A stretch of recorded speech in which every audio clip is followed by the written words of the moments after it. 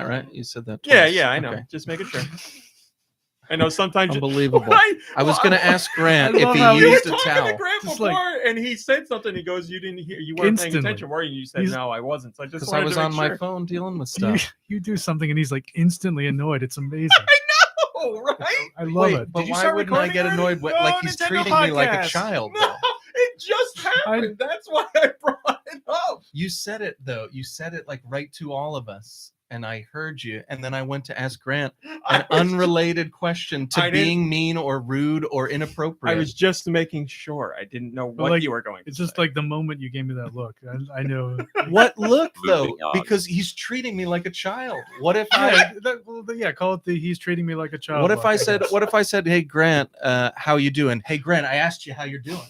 I didn't even give you a chance Well, you know what? to listen to It's me." funny you should bring that up. It's kind of like when you asked me what my favorite peanut butter brand was, and you didn't even like phrase it in the form of a question. You were like, "What's your favorite peanut butter?" It's Jif, right? It's Jif, right? Say it's Jif right now. Is it Jif?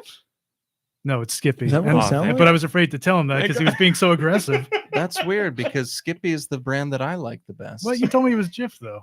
No, I like Choosy. Skippy. All right, maybe I'm Choose misremembering. Jif. You know, there's people So, who so think now it's I'm called looking Jiffy. like I'm being made out to look bad by someone who doesn't even know like the frame of reference for the story he's telling. Well, it was definitely know what? something I don't about care. peanut butter. You know what? I don't even care if you use the towel. That's what I was going to ask you because I was Oh. expecting a picture of the towel like you said you were going to send from No, Jamaica, I'm sorry. and you didn't. And now I don't even care. Listen, this because is you're the jumping difference. down my throat. This is the difference between Jif people and Skippy people.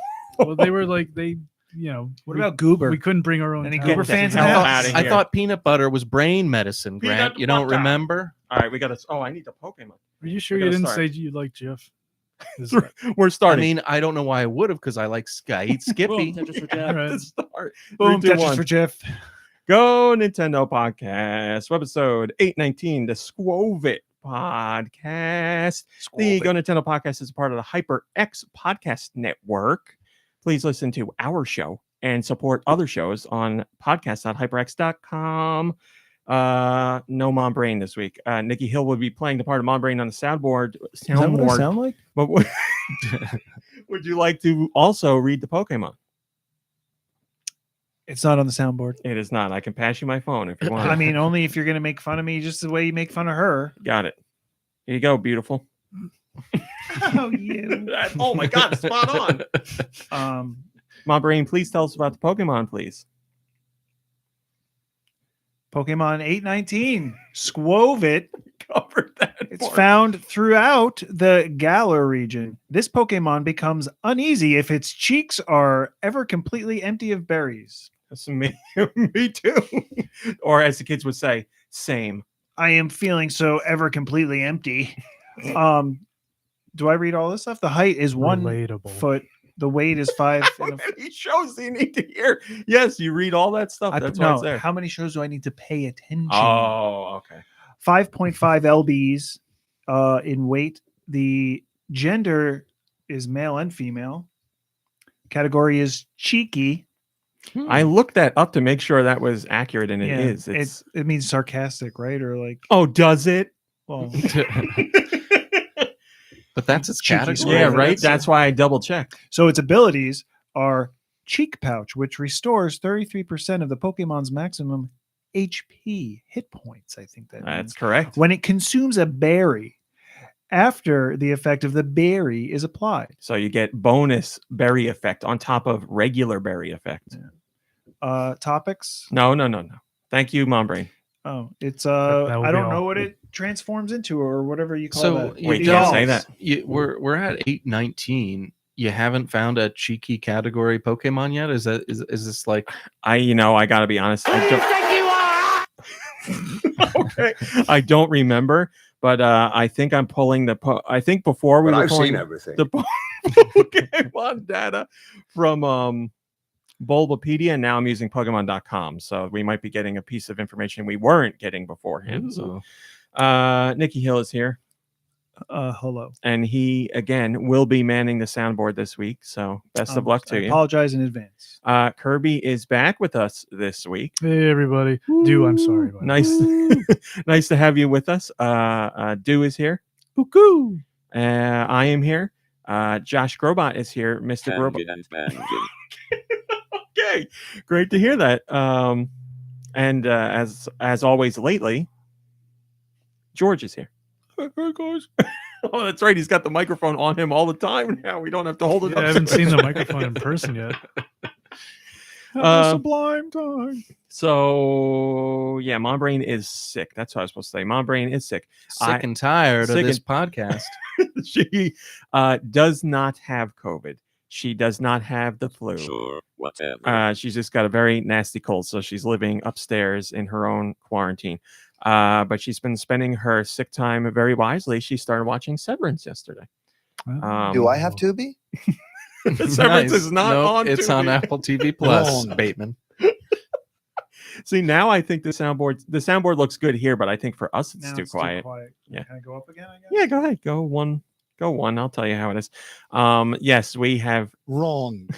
we have new soundboard clips this week. There were a few that we want to get on there that are near and dear to our own hearts, including Do I Have Tubi, which I said we weren't going to use ever, and then literally the next week we had a reason to use it, so now it's here. So expect those. But yes, Nikki Hill's doing all that. So like I said, good luck. All right, there's some stuff I want to cover before we get into regular news. First, Sorry. did you turn it up or means you gotta do down? the I turned news. it up. Give me Oh, an. no, that's the down. Why is I it the thought down? so. Why I is that thought the it was down? quieter. Oh, look at you. Up means up. Oh, look at you. Oh, he does. He says cheeky in the show, doesn't he? That's what he said. Who does? Moon Knight. When I was trying to think of what he says cheeky. No, he says nosy. Is it You were nosy? right. You were right. Okay. Oh Yeah, it's yeah, I just nosy. watched it. I'm pretty sure it's nosy. Maybe he says cheeky in another episode. All right, hit me with a sound. Let's do that one again. Wrong. Very good. We're good now. All right. First things first. We have a new feature on the site, which is actually an old feature. And by feature, I mean something you use. We now have Nintendo Podcast. New segment. Cool. No, it's not that though. Oh, Before this show started, I New- went into the if- chat if and I we could- said this show's going to be crazy. So if we could have said new segment, cool. Old segment, cool, because it's a new segment. That's Old an segment, or lame. feature. That's an old feature. Old New- segment lame. New feature, old. Segment lame. You can now like comments on GoNintendo, which means the Uh-oh. top rated comment Can you- is back. can So you if you don't dislike know them that as well? feature's there, you can unlike your like. We do not do I dislikes. tried to like Okay. one of your comments on my iPhone the other day, and it wasn't like registering. So I don't know if maybe I wasn't signed in. Maybe you got to be signed You in. do have to be signed I in. might yes. not have been signed in. We make you go through the trouble of signing in to cast your vote because you get 4 a day because you can't just go through and willy-nilly upvote everything. You give your votes to stuff you really like. So yes, if you're signed in on GoNintendo, you now can upvote 4 times a day. And yes, that will allow us to bring back the top rated comment section. So we're not really trumpeting that it's there. It's just there. So if you missed that feature, it's back. Very cool. I'm interested in this. I also have this was a terrible week, to be honest. It was an absolutely horrible week. Aw. But Why would you say that? well, I don't want to get into it, Josh. Lots of reasons it was a terrible week. Thanks. Very Thank you for your concern. I thought he was Um, going to tell you to shut up. I thought so. Sometimes he's caring. But there was one shining moment this week that I do want to talk about. And you actually know about it already. Shine it up real nice this week. On Twitter, I had a tweet reply. I That- thought you said you had a bad week. This is a great story. I know. I said I had one shining okay, moment. okay, yeah. I had a tweet that was liked by, let's say, Gordon Shumway. Oh, I'm sorry. You don't know who that is? That's Alf. Yo, I had a I knew tweet that was liked by Alf, the real verified Alien life form. He joined Twitter at the beginning of April, and last I looked, he had something somewhere around like. adopter. Right? I mean, come on, he's from another planet. Give the alien a chance. Did you post a comment about Alf? Well, this is what happened. So Meow. No, Sonic, no. Get it? Cats. I get it. He's I gonna get it. eat. He's gonna try to eat Sonic. Oh, The Dorito Pope, Jeff Keighley, noticed that on Twitter he was followed by Alf. I don't know if he knows the guy who does the account or whatever, but he made a comment about being followed, and Alf replied to Alf him probably really and likes said, "You Doritos. promised me I could be in Smash Brothers," which is a funny reply. So then I made a reply to that about like that's the only DLC that I want now, and something else like that. And Alf was one of the ones that liked it. Nice. And yes, I did save a screenshot of it because I want to print it out. So I'm desperately it. trying to What does it get say? Alf to follow me on Twitter. I don't know if he's going to. Whoever's running the account, if it's come on, not why the would he real not? Alf. What's he got to lose? Did you end up sending him that picture of your cat as well? I did offer up Alf, my cat, to try and get him to interact with I mean, me come more, but on. no dice so far. Oh, So yeah, Willie. I mean, Alf has a video game history. I would love to Oh, talk to sure. him about it, but I don't know who's running it. If it's the actual real alien Alf or if it's his social media manager. But they're not super active right now. They do like 1 or 2 tweets a day, and usually it's in reply to somebody else. So I don't know what's going on, but a liked tweet from Alf. I mean, Does Alf have like a Alien? project in the works or something? Is that why he's on Twitter? you know, so Alf had that late night talk show for a while. I want to say it was like a year or 2. And since then, which was canceled a while ago, Yeah. I don't know even that he's remember. done anything, but now he's joining Twitter. I don't know. Okay. So you would think if you're joining social media, you a would have cheap way to something make a to promote. comeback. You're going to promote your brand in some way. So I don't know what I've heard many times in the last couple of years that they're looking to reboot Alf. Like they're going to bring Well, Alf sure. back, which what? Oh, sure. Like why not? They've rebooted everything. I Yeah, why mean, not? just the idea of Alf's show in general will forever fascinate me. Like that was a prime time television show. I mean, I watched it, but like that would never ever happen now. How did they get such an amazing band to play that theme song? and do 2 different amazing versions? So yeah, I hope this is not the end of my interactions with Alf. I hope it's only the beginning. But go follow Alf on Twitter if you like. I don't know. What's Alf like? If you like eating cats, if This you'll think this is hysterical. I had a Alf comic book when I was younger, and it was supposed to be like a parody of Judge Dredd. But yeah, so it's basically Alf dressed up like Judge Dredd, but he's called Judge Bread. So yeah, comedy gold. how do you use these 3 shells? Demolition Man. Demolition Man, But that's I like it. I like it. you got your Stallone movies Damn and it. stuff. Yeah. Sorry for leaving you on a cliffhanger. Hey, Rob Schneidy. I am the Hall. So so yeah, I don't know what Alf's doing, but go support Alf. Z Komuto says, "Can't wait for Alf to join the MCU." I hear that's what's happening. Him Nice. and the other weirdo. So you're gonna have to be more specific. The Howard the Duck. Oh, sure. Yeah. They're both outer space animals. Well, Howard the Duck is actually a Marvel character already. I know, but Alf's been in a comic. yeah, That's thank you. close. Right? I don't. Maybe someone in the chat knows if they were published by Marvel or not. Oh man, I hope so. If we Well, if we just made an Alf MCU connection, that would be amazing. incredible. I'll just say he was in a comic as a character that was also portrayed by Sylvester Stallone, and Sylvester Stallone was in the That's MCU. Steel Diver says Alf was a Marvel comic. Oh, right. Thank you, Still Diver. Oh man, I'm gonna. Yeah, have he to says check. the comic was made by Marvel. I gotta check the Marvel Unlimited app. Yes. And see if there's any Alf Right. comics. What- Do it. and See it email now? them. Marvel, where is the Alf selection? Wolfric brings up a good point. He says Alf was a guest appearance during Jeff Keighley's Summer Game Fest last year. And Jeff Keighley's doing another Game Fest this year. So I guess Alf's going to return. Good point. So they do know each other. Hello, Red Souza and Wolfric and Steel Diver and Tent Division and Giant Reggie and Highland Tom and Z Komuto and Mycrotic and Roth and Drake. Oh my God. Anastasia Beaverhausen. That's horrifying. Well, what happened? I'll show you in a second. And Tamakoto and Tanuki Tony and Burn and Cheese and whoever else I didn't see in there. Thanks for joining. This is horrendous. It's like an Alf merry-go-round, Oh god, like seat.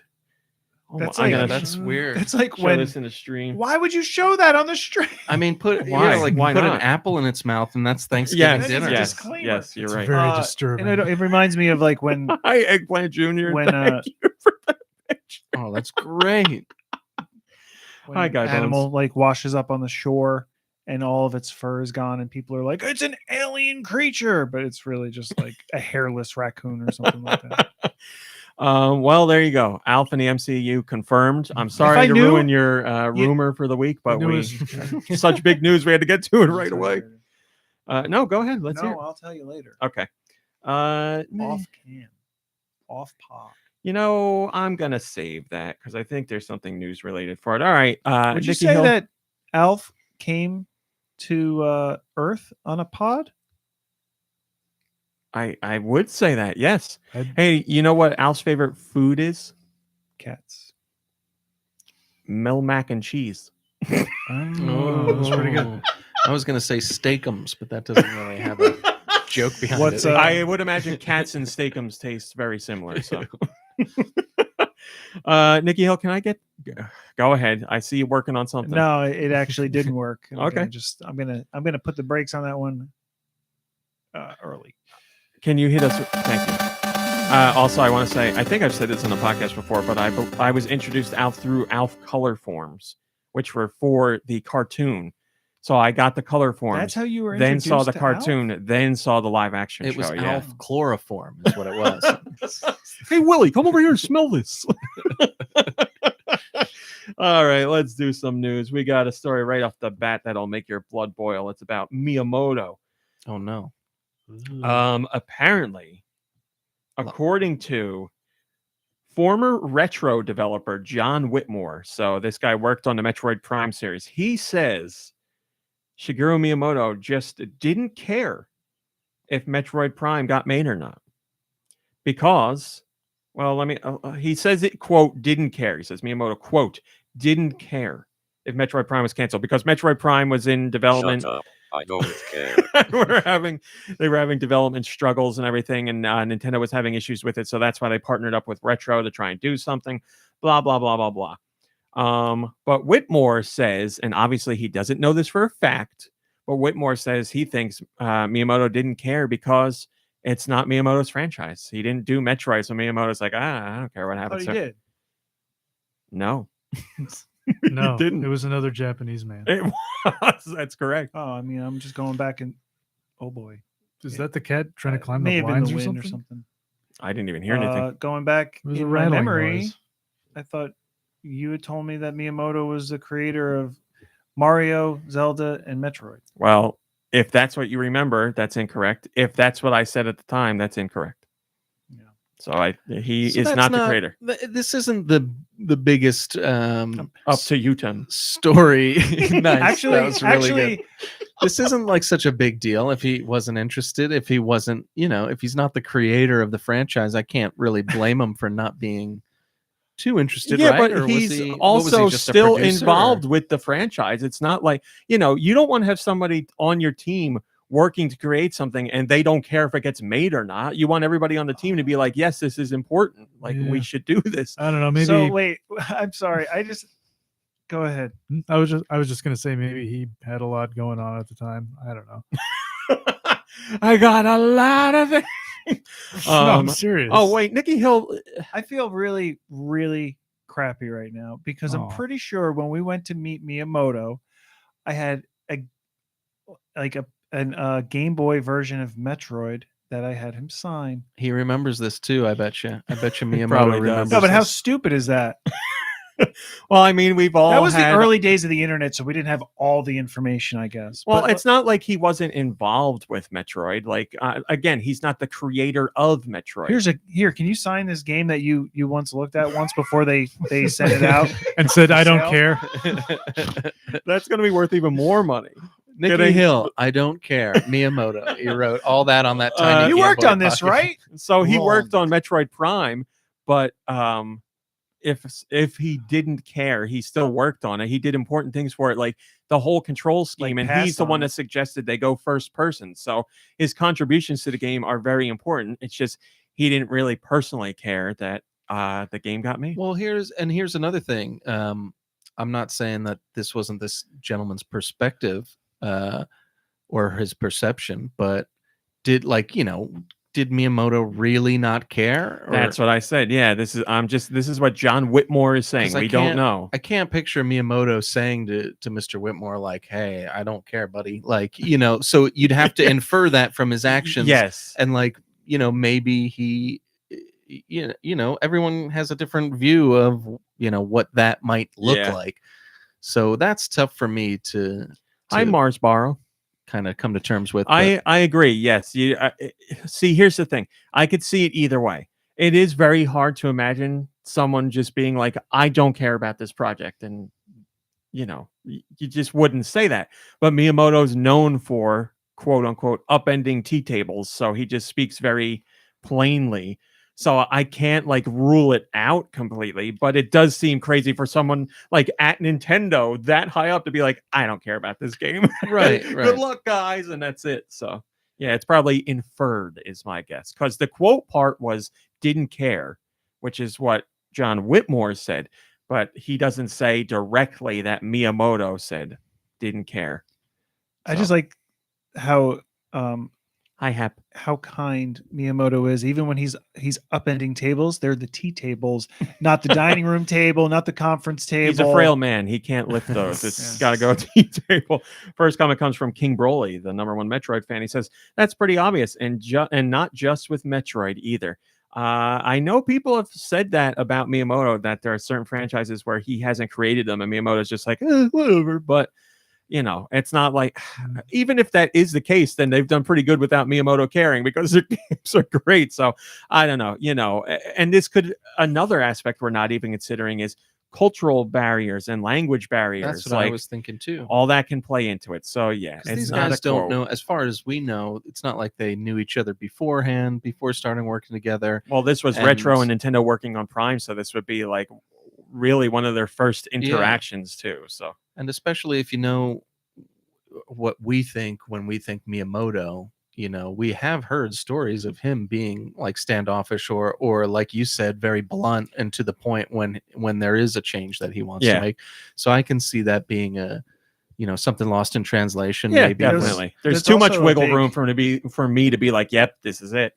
That's also a big step for Metroid and for any of a Nintendo game that went into first person like that, which brings it a little bit closer to like other first person shooters and stuff, which is something they don't normally do, I guess. If you guys said this, I apologize. No. I was just wondering, I think George really likes Metroid, right? Yeah. I love that the bombs are shaped like limes. Wow, George. Okay. You were saying always dropping those limes around, Samus. You were saying those Metroid Prime limes. Metroid limes. So you were saying that this guy probably didn't even know Miyamoto before this meeting, which is true because I have some inside information. I hear Miyamoto showed up at Retro Studios and John Whitmore said, "Are you Link?" And Miyamoto said, "I am not Link, but I do know him." Nice. Plus, and this is me being silly, but like, plus it could be, Miyamoto was like, well, we're going a new direction with this. I'll play standoffish because if the game stinks, I don't have to take, any credit for it. I could be like, oh, it was these guys. But if the game's good, I can be like, I was there all the way, baby. Just to be clear, Mr. Whitmore specifically said he wanted to make the point to let people know Miyamoto is the one that steered the game with its first-person direction and the control scheme. So it's not like John Whitmore saying Miyamoto sucks and he pooped on the game and I'm mad at him. He just said that's how he was, but also I want to indicate that he lent a lot of important things to the game. So the first person was you just said he had a big part in the first person element. He was the one that literally suggested that they move the game to first person. So that completely erases my comment before about why he might not be interested in it. So I bid you adieu. So hi, Kurt Dog. Could he could he possibly be? I mean, it wouldn't be out of the question that Miyamoto would have like multiple games that he's working on at once, Oh right? yeah, all the time. So like, you know, that's another thing. Like, who knows where his head was at the time? But yeah. I'm also sticking up for Miyamoto just because I love the guy. But Well, I don't think he's a bad guy by any means, but I do think he is very straightforward and probably has not as much. Couth is not the right word. People skills? Yeah. Like, and again, that could all be cultural stuff. We don't know. So Yeah, maybe he just, I don't know, maybe he feels like he's in competition with these other franchises. Nerds. With these other nerds that he works with. I listen up, dorks. I'm out of here to that's a play some direct quote from banjo. him, by You the guys way, make yeah. this Metroid Prime. That's a direct quote from Miyamoto. Yeah, I'm in competition with all these nerds. I don't care. I hate nerds. I hate their Well, nerd Miyamoto games. used to smoke all the time on the job, and as we know, smoking makes you very cool. So, Very cool. oh my god, do you hear that? No. And, no, Mom Brain's not here. Yeah. NPD. It's our first NPD since we're back, Hey. baby. Be quiet. I think I There we hear go. something. Thanks, Josh. NPD, NPD, NPD, NPD. Oh, you faded it out before he says the he end. does the chorus at the You end. cut Josh off. Unbelievable. Now, Hey, what are we listening no. to? NPD. Is that what I sound There like? we go. Wow, that was great. How'd you do Thanks, Josh. We have the Yeah, March. I really did.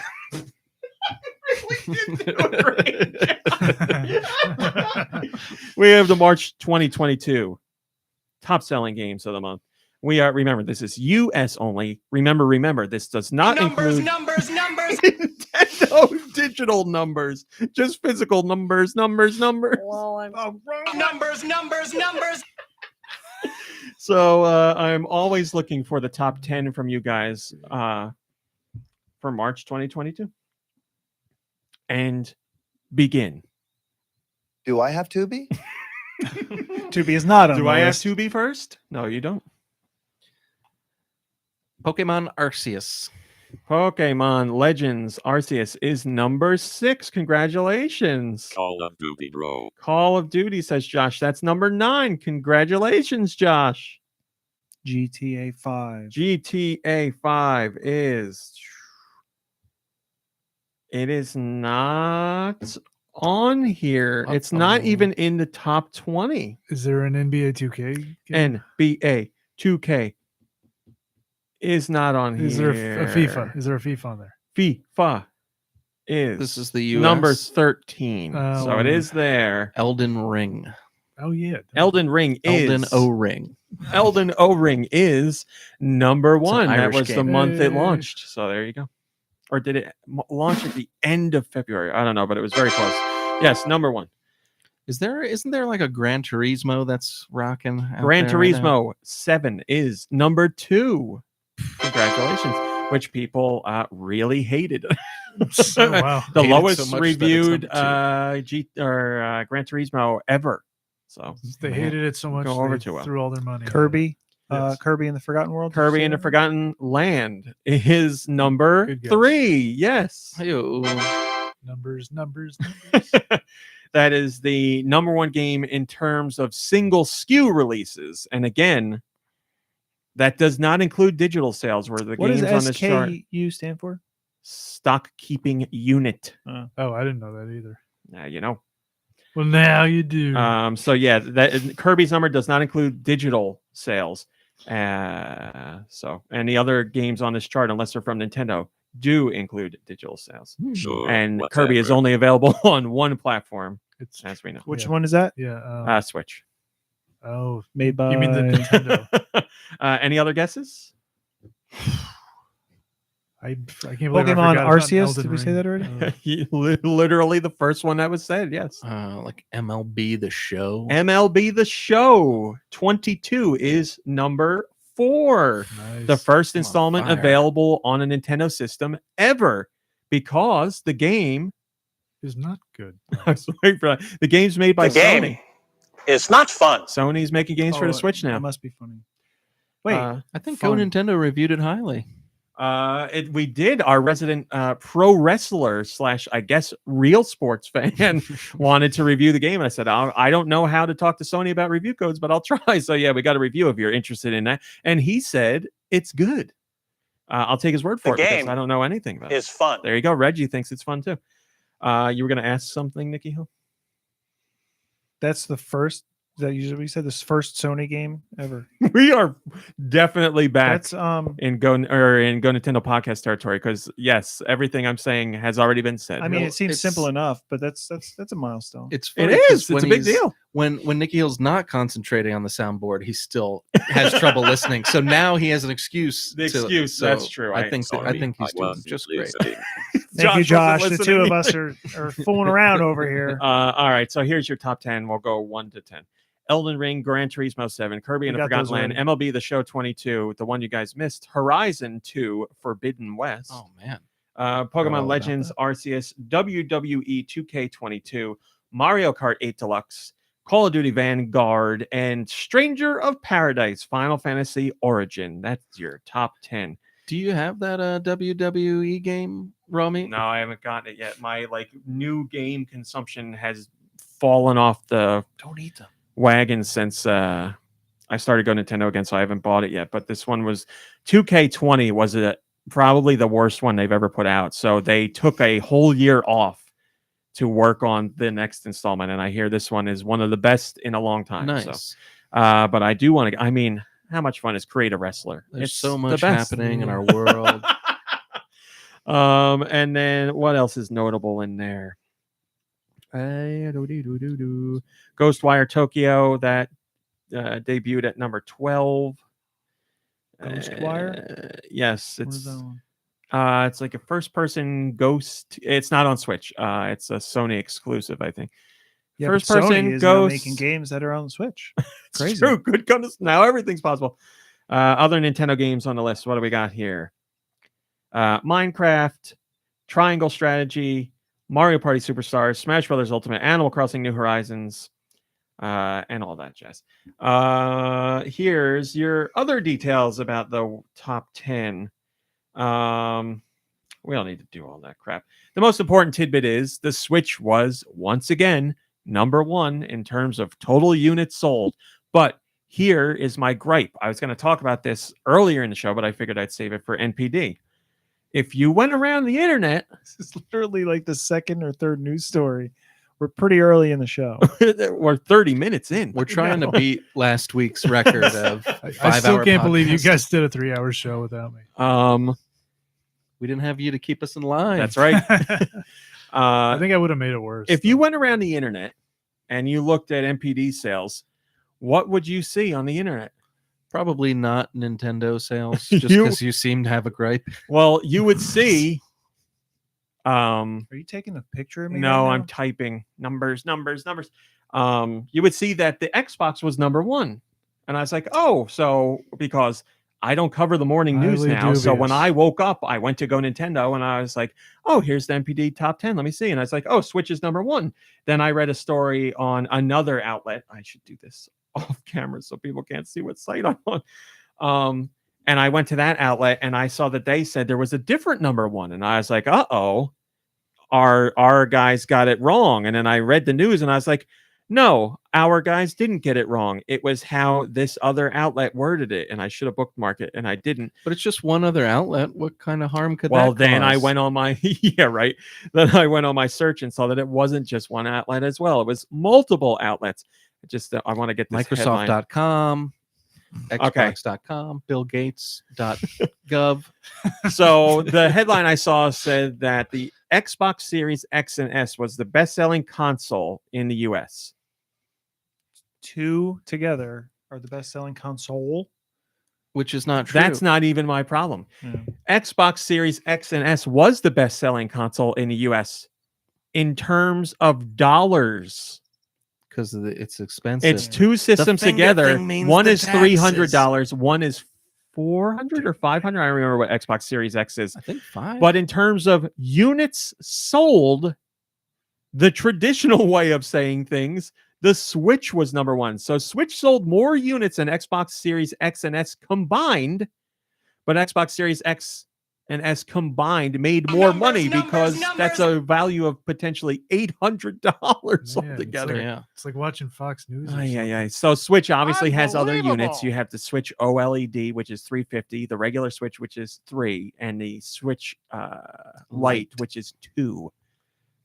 Yeah, but no wonder people are buying that baby system because it's so cheap. Yeah, what if the Xbox was $200? Yeah. Of course, it would be selling like crazy. So who cares if you have to clear off an entire table just to put it up there? There's nothing wrong with trumpeting the milestones that Microsoft hit this month because they had a lot. Microsoft had their best month ever in terms of units sold for an Xbox platform.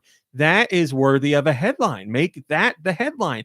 Don't make headlines that misconstrue what was the number one. If you're going to say in terms of dollars, then put that in your title.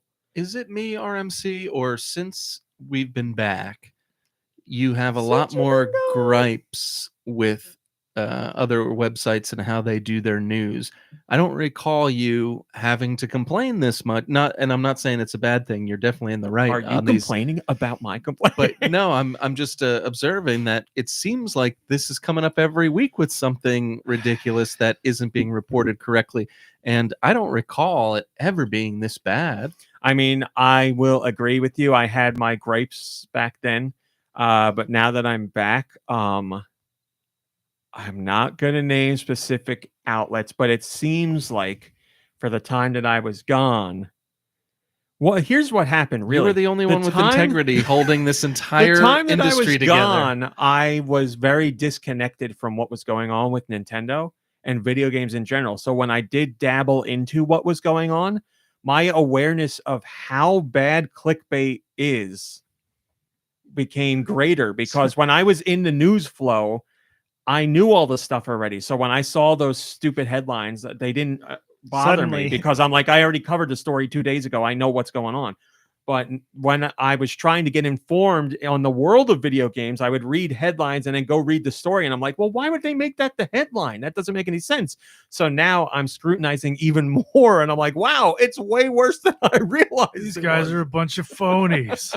Suddenly you realize all those news stories that we would bring up to you because we didn't read the actual articles and we saw the headlines and you'd be like, what are you crazy? I remember you asking me while I was gone, you were like, the Switch Pro got announced. And I was like, oh my God, did it really? And I went to my email and I'm like, I don't have a press release. It's like an Onion article. And then I went to I forget, I did a search and I clicked it and I was like, this isn't even kind of wrong. This is just completely wrong. It wasn't announced at all. I'm like, oh my God, what's going on? Yeah. Oh my God. No, but I think that's across the board. Like, my God, the level of like integrity, the level of like integrity across the board with journalism. Yeah, I don't. Whatever. He's busy talking about the topic that we brought up and have been talking about. Yeah. Oh my God! Oh my God! Oh my God! Oh my God! At the same time. Oh my God! Oh my God! Oh my God! Oh my God! All right, you made up for it. Your point was an important one. Go ahead. Integrity. I'm listening. Now, let's talk about integrity on this podcast. Oh my God! I forgot what I was saying. The level of integrity. Beep beep. Well, here's the truth that I think. Just on the internet in general. I'm not gonna lie, I'm sweating a little bit. Clickbait makes more traffic than ever, and you get more attention from people by riling them up than telling the facts. So, well, for me, it's the abundance of articles that are not even about anything anymore. It's just like, here's a headline about something. The headline almost sounds interesting, and here's half a page of explaining what's in this TikTok, and here's the TikTok to watch it. And it's like, this isn't news. This isn't interesting. When I'm writing my news, I really try to keep it brief so that you get the important details without that fluff in there, because that's what articles are nowadays. Features that are that long, that's what a feature's for. I understand that. But a news story that's like 8 paragraphs long that tells you, like, let's say it's about like the Demon Slayer game. It's like, Demon Slayer is an anime that, okay, I get it. Explain that. Then it's like, the anime started as a manga, and that's the next paragraph. And then the next thing is the Demon Slayer movie came out, and I'm like, no, where's the story? And then you Yeah, finally yeah. get down. It's like Demon Slayer game is coming out April, whatever. And I'm like, 5 paragraphs to get to this. Like, put the filler afterwards if you really want to do it, but they don't because It's they like want to they're make people typing scroll. they're typing a book report or something. Yes, And they're like, and you're like, oh, I got a trying to, page limit, or a page number I got to hit. have a problem. and they're trying to meet a deadline. So yeah, they It's just like double spaced. Yeah. exactly. It's Font's horrendous. a little bit bigger. It's horrendous. If you want to talk all that much, use a feature to do it. It doesn't. Well, that's wrong. I run my site differently. News, I feel, should be concise for people to get easily. Other sites can do whatever they want, but I'm in the minority when it comes to how I cover news.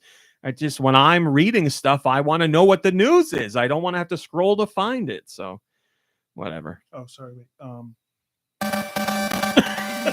Let's start the It's news time over. for the news. First It's comment time comes from for King the Brolin. news. He says, listing MLB The Show and Minecraft as multiple manufacturers is dumb. And I can't believe that DS game is still selling so well for Nintendo. You Deluxe would dream for those legs. I'm getting a message after here. Oh, he's amazing. T27 Duck is clearly listening to the podcast. And I am going to interrupt the show to tell you this because it just shows how amazing he is. He says, hate to interrupt your tirade, but tell Deux that hitting the upvote button while not signed in should at least tell them to sign in now. So he has updated it to let people know you can't do that without signing in. Thank you, T27 Duck. He's crazy. I wasn't trying to make a complaint. Oh, about no, it not at all. He doesn't see it as that either, I'm sure. He's just like, oh, I can fix that. And then he does it. So, and that was the actual noise of him. Can he also write a little code that every time somebody likes something, money gets transferred from their bank accounts into mine? He could do that. You would have to work with him separately. He's going to need numbers. Back to the news. Yeah, the legs on New Super Mario Brothers U Deluxe are pretty crazy. And yes, I agree. Listing those two games, MLB The Show and Minecraft, as multiple manufacturers is a bit strange. Probably not the way I would do it if I was handling NPD, but I'm not. So, also, this has nothing to do with Matt Piscatella, who reports on NPD numbers because he does an amazing job at that stuff. He's the best I've seen in all the years I've been covering Nintendo stuff. So he does an excellent job. It's just how NPD data is collected. So shout out to Piscatella. We've talked about him a couple times. I know he's no super analyst, but we don't talk about him. Oh my God. Remember that guy? Do I? Next story. He was like our nemesis for a while. Digital Foundry, who we talked about a few weeks ago, does all that tech analysis of games and hardware, and they saw the Breath of the Wild 2 little snippet of gameplay that Nintendo shared alongside the announcement that the game was delayed to spring 2023. And in their discussion of that, they were questioning whether the footage shown was just upscaled for the purposes of the trailer, or if it indicated that perhaps we were seeing gameplay on a Switch Pro. The fabled, long-rumored Switch Pro, which we don't know if it exists. But since then, they've come out to clarify something because people were they had to come out and clarify something because of the headlines that were out there. Because people wrote headlines saying, basically, Zelda Breath of the Wild 2 Switch Pro exclusive, which is not at all what they said in any way, which is why when I wrote my article, I painstakingly made it clear that the game was still coming to regular Switch, and they were not saying that. They were just saying, perhaps this footage is coming from a Switch Pro version. That's what they were saying. So they put out a statement, and they made a whole video about it. And then people posted articles about that statement and grossly misrepresented what they were saying. This is the real sad part. You don't doubt I know one other outlet that reported on their statement afterwards. So. They say, quote, ultimately, our point is simply this. The new footage showed fidelity and effects that are significantly beyond what we've seen from any title on Switch seen thus far, even those from Nintendo first-party studios. Maybe it will be a cross-gen Nintendo game similar to the original. We'll just have to wait and see. That's what they say. So again, they are not saying it's not coming to Switch. They are saying potentially the footage shown was of a quality that is not indicative of what we've seen on Switch so far. Right. So why are you yelling? But at the us? Switch could, No, the Switch could run that quality. The game, well, it'd be like a couple extra bells and whistles. It's like the difference between like a very long story, very short. Breath of the Wild 2 is coming to regular Switch. You don't need to know anything else. It's not going to be a different game. Here's the thing. Historically, what was it? Twilight Princess, Skyward Sword, Breath of the Wild, they all came out kind of on that cusp where there was kind of a better version on the newest system. Not Skyward Sword. I just want to point that out. But you're right with Twilight Princess and Breath of the Wild. Right. Okay. Breath of the Wild was Wii U, Switch. Twilight Princess was GameCube, Wii. Yeah. But the games were the same on either version. Well, technically, the Twilight Princess was left-handed, mirror right-handed. image, Yeah, that's true. And second, technically, who wanted to play it on the old system? Actually, well, I remember thinking that at the time. Yeah, I wouldn't want to. I feel silly. Skyward Sword was Wii. End of life Wii. Wii with Wii not the Motion Royal Plus. Wii. You needed the Yes. Wii Motion Plus. Yeah, that's. But now it's on Switch. But yes, Skyward Sword stayed on Wii at the very tail end of the Wii. Oh, Wii. Shillelagh says, I hope Nintendo release a new upgraded Switch as soon as possible. I don't want to play Breath of the Wild 2 on the original hardware. I think, too, that Metroid Prime 4 has been prioritized for new hardware. Best current Switch owners can hope for is a heavily downgraded port. I disagree with Shillelagh. It's like the PS4 Pro situation. It's that if there's a Switch Pro, that's what it's going to be. It's not going to be a system that I shouldn't say it won't be a system that'll have some exclusives because they could do a DSi situation. But let's look back at that and how many games were exclusive to DSi. I can't even think of more than 3. And it wasn't anything that, like, they were just special. And people are still titles. buying the Switch like crazy. So There's no way in hell Nintendo is not releasing the sequel to the best-selling Zelda game on the regular Switch. They're building with that in mind. I guarantee it. I can't even believe this is a conversation. And I don't know why. And I'll eat my words if they change what they're doing, but I'm very confident in saying they're not going to try and they're not. This is such a stupid conversation. They're not going to do it. Well, I'm the first to complain about that stuff. I hate when a new system comes out and they put out the game for both systems. But who am I kidding? I'm going to buy whatever the next Nintendo system is. So why do I even complain? Well, I mean, there is that, but also you have the opposite frustration with PlayStation 5 where you feel, and I would argue rightfully so, that there's not enough exclusives on that platform. Yeah, I still feel kind of hoodwinked. PlayStation 5 has a great library of games, but if you're looking for exclusive only to PS5 as your motivator for buying the system, I think there's an argument to be made that there's not a huge library right now. And it's not like the system is super old, but I think, especially in your case, Stu, you were expecting at least a few more exclusives by this point. Anything. But Really. like, to be fair, you're not. You didn't really dig Horizon, and you have no interest in Ratchet and Clank. So those are two big ones. Aren't they both on the PS4? Isn't the new Horizon on PS4? Crap, you're right. Never mind. Take Horizon out. Isn't that insane? Ratchet and Clank is just PS5. It's crazy. Oh, I feel a little hoodwinked. That Right. the PlayStation 5 itself is bigger than the PlayStation 5 library. Know what I mean? I only played one. Exclusive library. Exclusive. I only played one Ratchet and Clank game, but I remember enjoying it, and I've been, I don't know, considering like trying to get back into this. He plays with his Ratchet and his Clank every night. Oh, I'm talking downtown. I haven't played. I played the Ratchet and Clank remake, and I didn't finish it. I something didn't. He click played for with his me. Ratchet and Clank Okay. and didn't finish. I know. Doesn't usually happen to me. I'm embarrassed to admit it, but but the new game is a PS5 exclusive. Then? yeah, Okay. as far as I know. Let me Well, go. then I won't be playing. The reason everyone's buying a $500 next gen system to play Ratchet and Clank. Highland Tom says Nintendo has learned. Launch with a Zelda title, and that equals console success.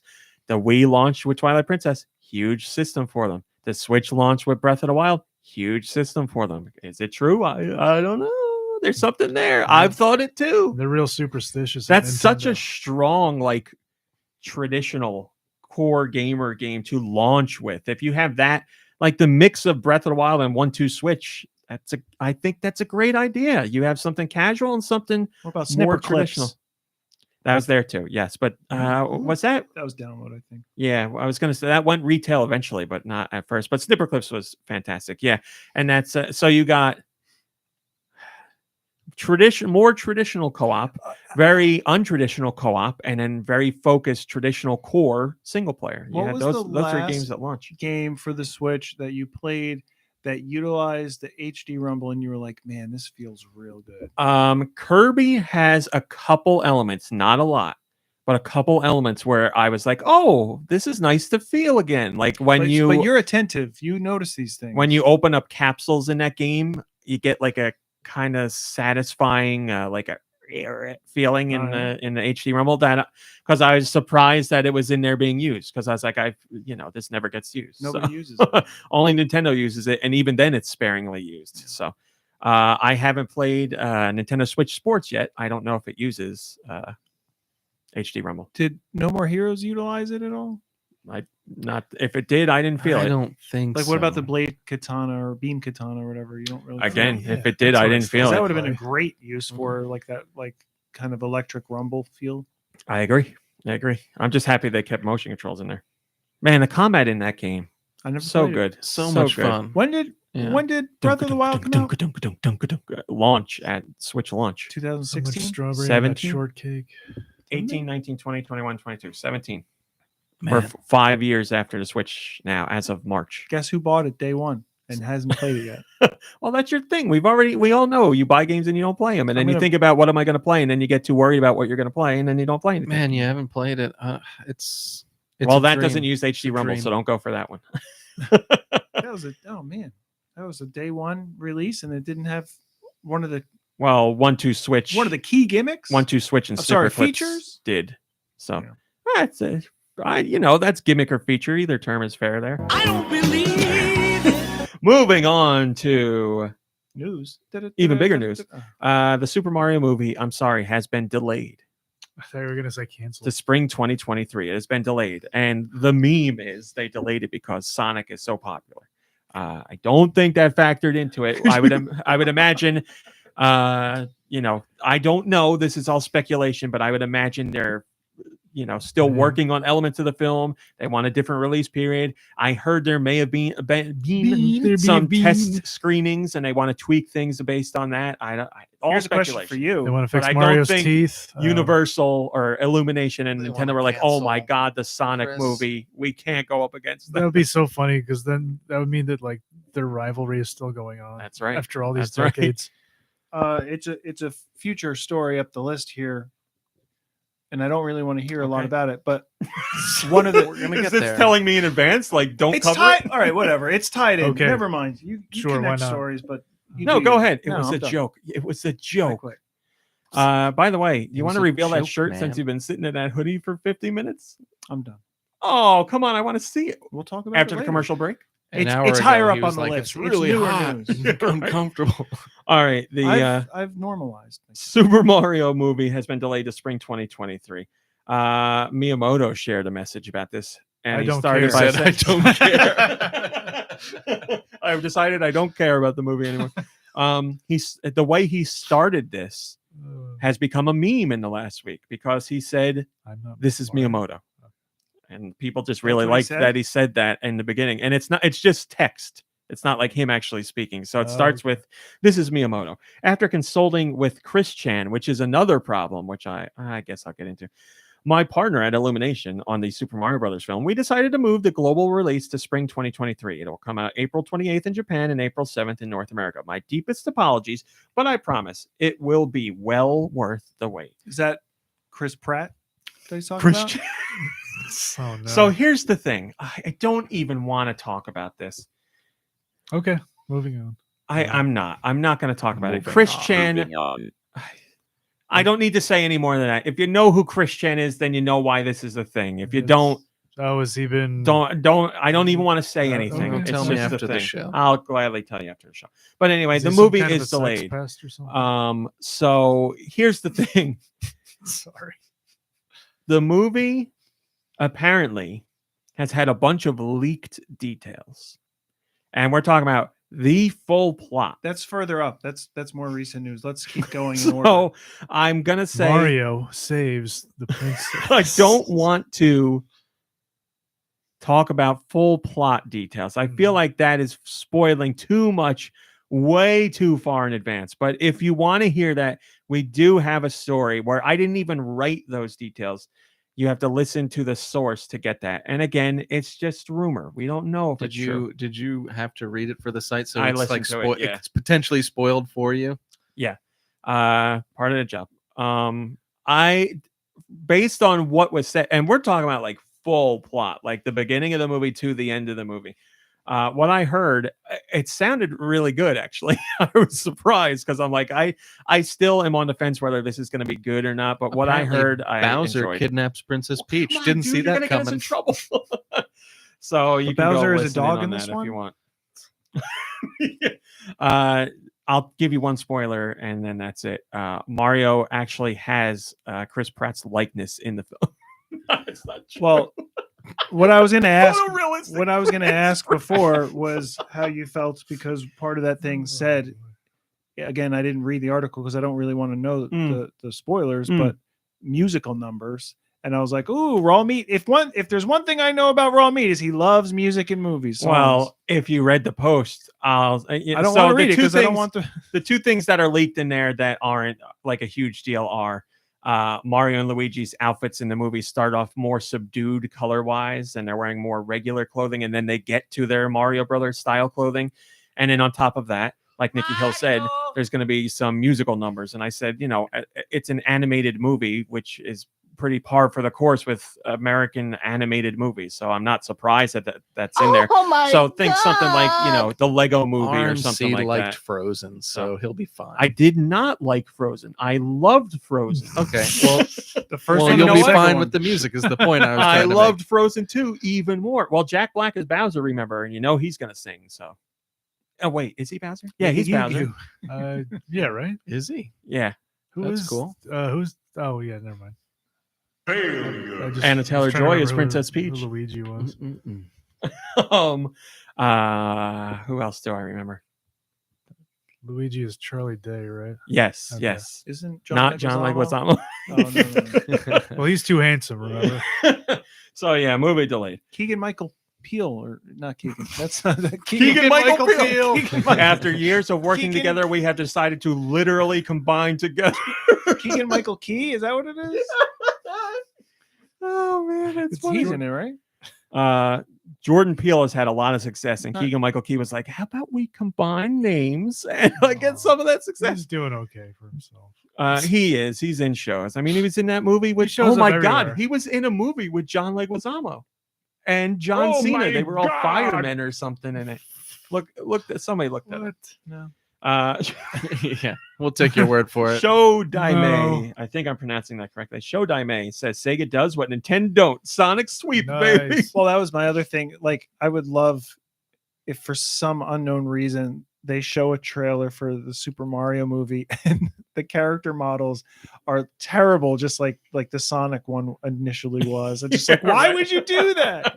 And he really does. It doesn't. Maybe he doesn't look like Chris Pratt, but it definitely doesn't look like Mario, and it looks like a real man. So, Well, that's the thing. There's going to forever be the debate where with, people like, say real great legs. Universal and Sega did that on purpose to get more eyes on the movie, and we'll never know if it's the truth or not. So, because that became the most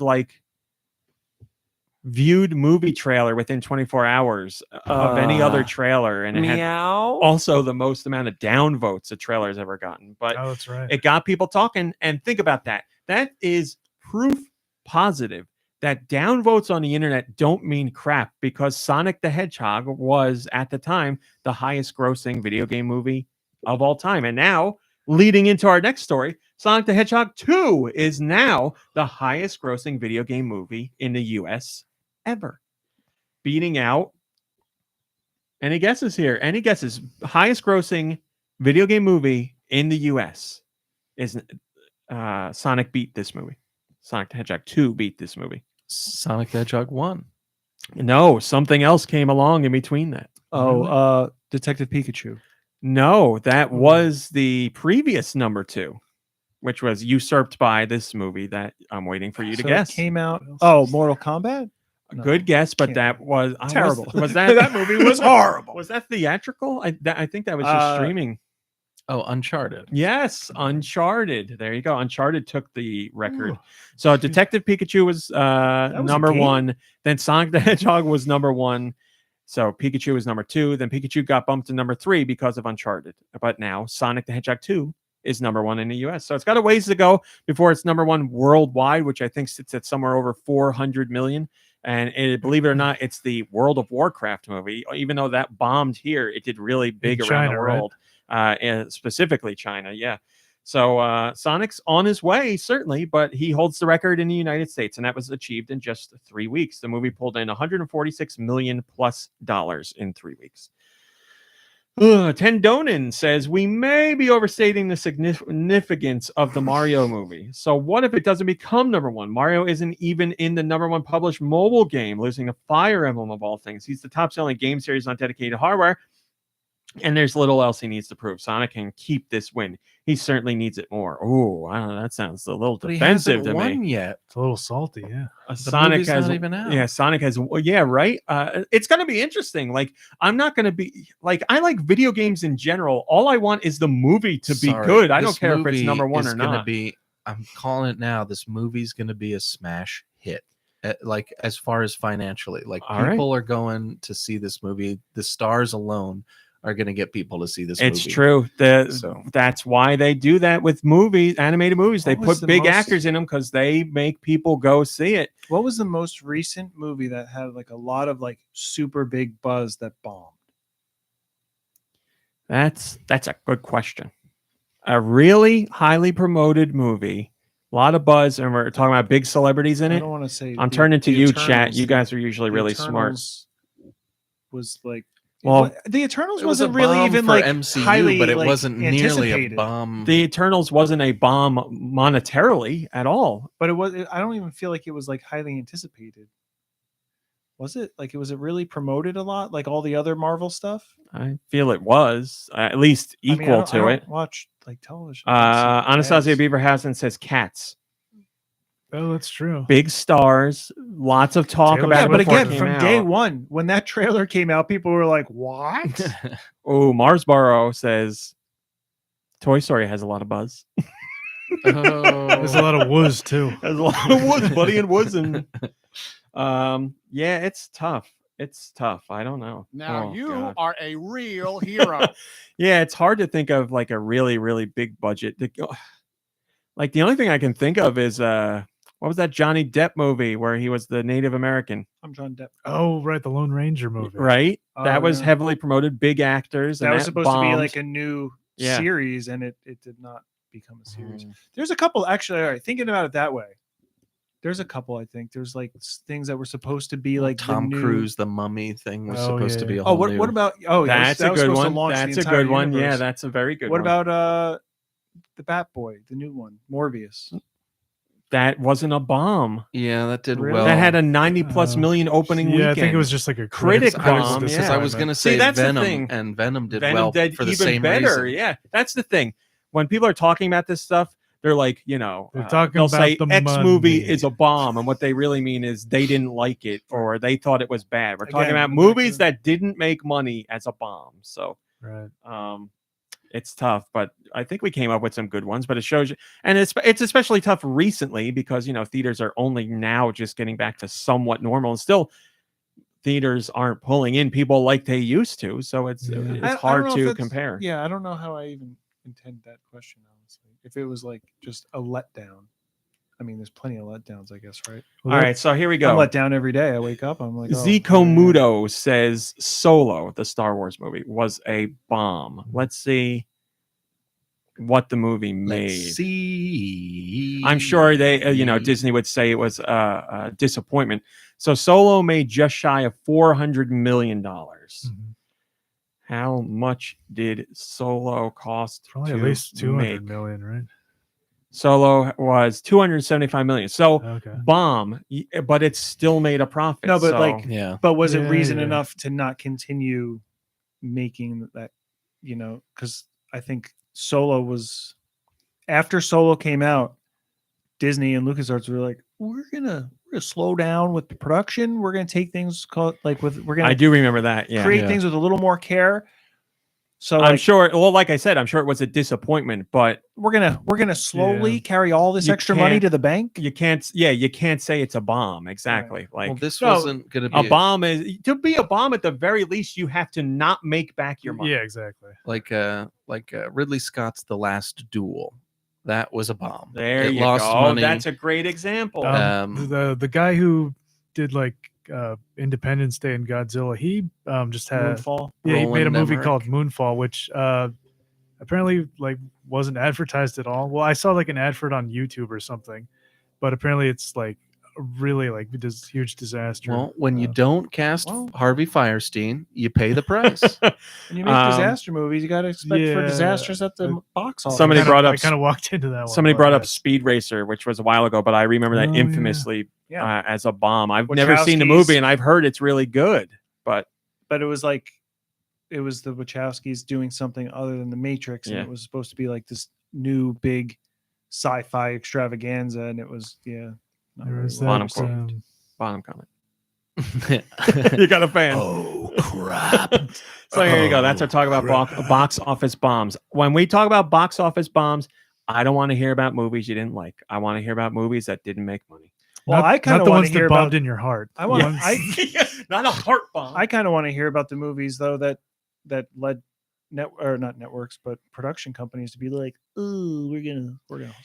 I mean, it's hard to remember that Valerian movie because that also was a shame. I really wanted to see it only because was of that who made that was a it, bomb, right? Oh, big time! Okay, big time. bomb. Yes. What was it? Valerian. Remember the the French comic book thing guy. Oh, with like the dog. Is that the Channing Tatum is like a dog man? No. That's Jupiter Rising. Jupiter Ascending or whatever it is. That was again another Wachowskis. No, this one had Dale DeHaan for some reason as the lead. No offense to him, but with Peace and Love. So to be completely fair, and I Valerian is not a bomb monetarily, but it is very close. It made roughly 177 million to 205 million. And it cost 226 million. So depending on how you're doing, I should say, we're talking about euros and dollars here. It's neck and neck. So it probably broke even or lost money rather than really lost money. Yeah, and there was one other one that was like another like big fantasy type movie. John Carter, that's a good one, Marsboro. I remember that. Yeah. Hearing bad things about that. This is such an interesting topic. It was like Peter Jackson was like a producer on it. It was based on like some. Oh yeah. Yeah, you know what I'm talking about, right? The giant. It's like a city on a tank or something. Yes. Oh yeah. Yeah. What was that called? Here you go. New Rolly City. John Carter is probably the. Oh my God, John Carter was 10 years ago. Yep. Definitely a bomb. Cost 306 million. Made 284 million. So did not make its money back. Yeah, I watched it on Netflix. It's actually not terrible. Just there's stuff that happens where Mortal Engines. I don't know what that makes the perfect storm for a bomb for certain movies. I guess it's got to be advertising. What else is there? But like, yeah, you look at something like The Lone Ranger, like it's got star power and everything. But what made people say no? I don't want to see that. Well, I mean, I've heard some people say it's like, the Lone Ranger is a property that no one cares about. Yeah, I mean, but that's the thing. If you do a property that nobody cares about and you do it well, people will care. Because look at Marvel movies; everybody thought that was insane to do that. And maybe it worked. I don't know if there is a formula. Or not. Mortal Engines was 100 million to make, estimated, and worldwide gross 83.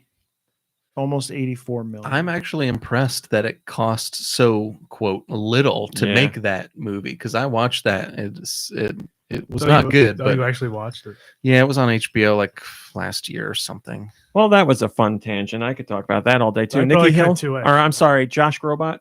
Could you please throw me to commercial because we got our obligations to take care of? We'll be right back. We'll be right back after a word from our sponsors.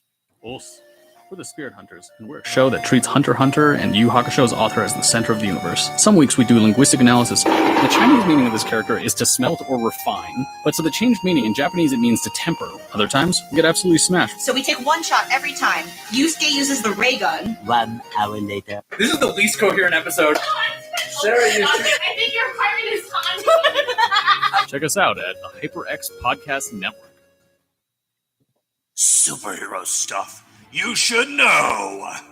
Go deeper than you've gone before into your favorite comic book films, storylines, and characters. Superhero stuff you should know. Part of the HyperX Podcast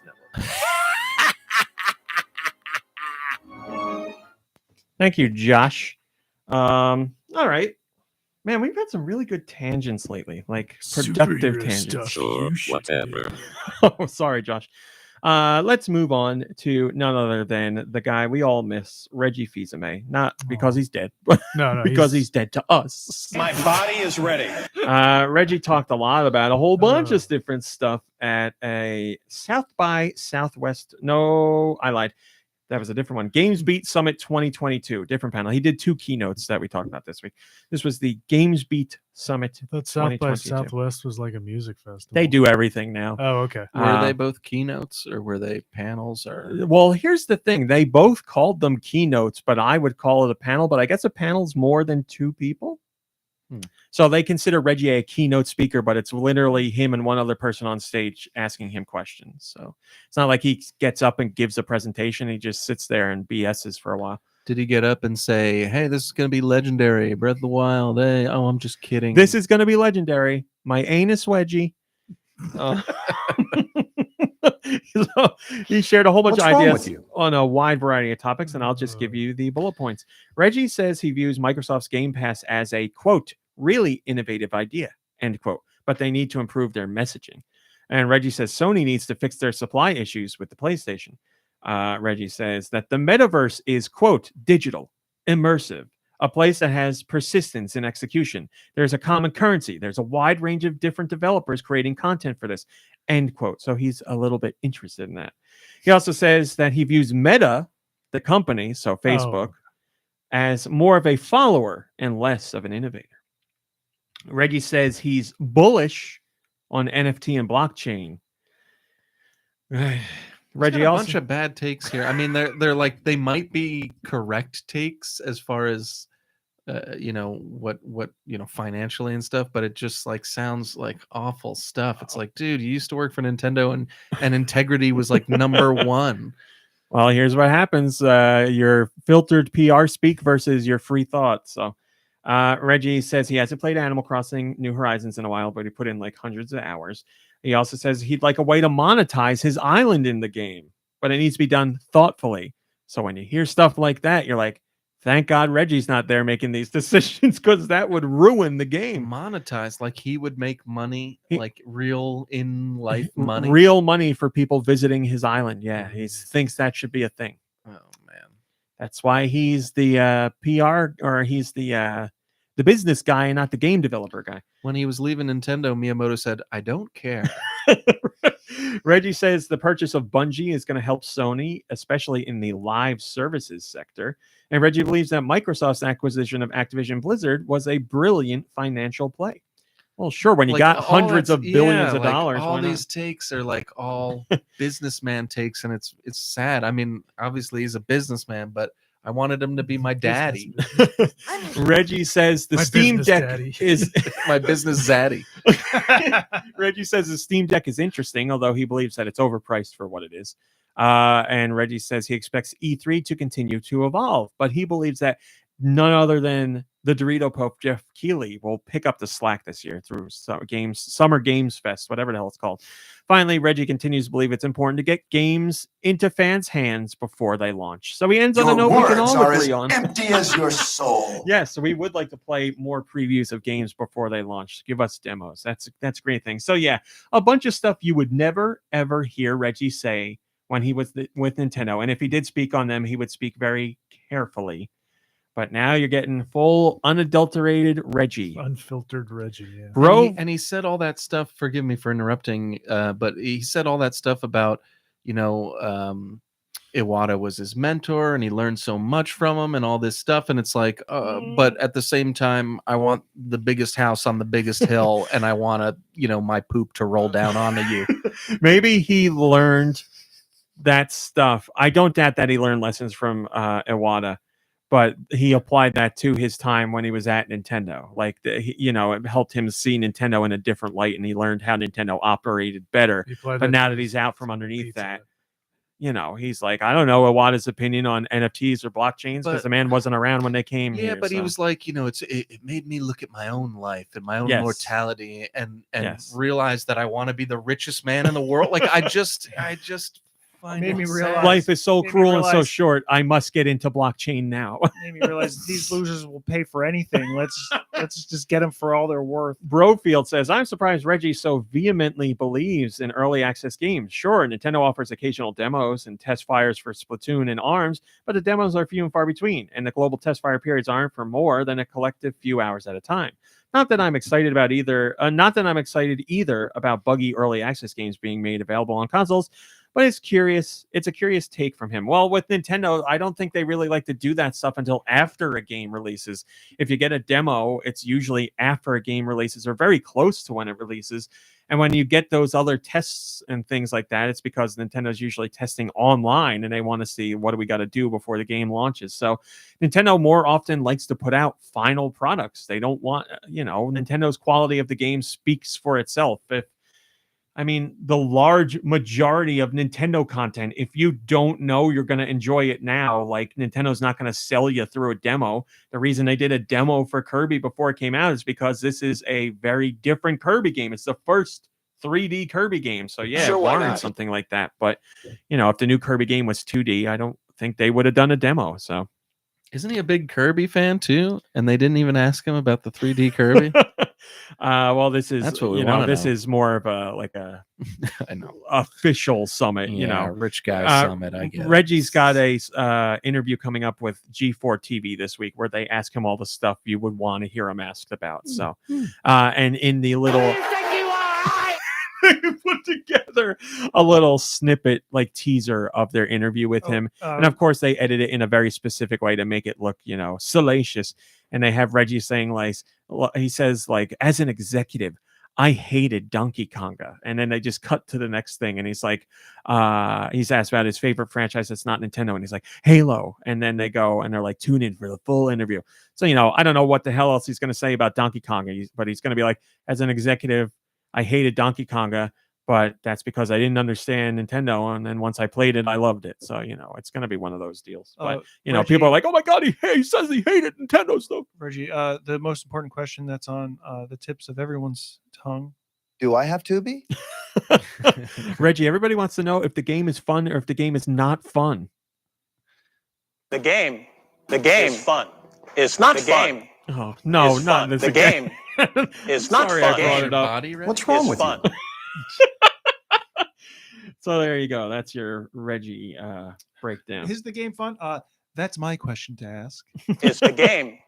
It's fun. People are requesting that when you do the "Who do you think you are? I am," you don't cut it off. I don't think people are requesting that. I don't need to look in the chat to know that. You are, I am. Beautiful. What do you think you are? Cutting that off. I am. It's not a request. God, no, just... someone did comment on it. I apologize. Someone said it. Yeah. What's it from? It's from put you in your place. The most amazing bowler in the world, and I can't remember. Oh, I didn't know. I want to say Pete Weber. I remember, but that might be another famous bowler, and it's not Pete. Norm Duke. Is it Norm Duke or Pete Weber? It's one of those. Norm Duke sounds right, actually. Bill Duke, I think it is. From Predator. Oh God! Anytime. We're going with Norm Duke. Norm Weber. Norm Duke. Well, I think the reason it's so hard to remember his name is because Duke Togo. No, it's Norm Duke. No, it's not. It's because whoever I think I am. Who would have guessed he is or something? Maybe it's not Pete Weber. No, it's Pete Weber. There he is. Yes, it's Pete Weber. There he is. Definitely Pete Weber. Oddly enough, Norm Duke looks like another old white bowling guy, so they were hard to tell apart. But as you can see, Pete Weber is much cooler with the sunglasses. He was the inspiration for the movie King. Mr. Weber, one more question for the interview. I'd like to know who you are inside.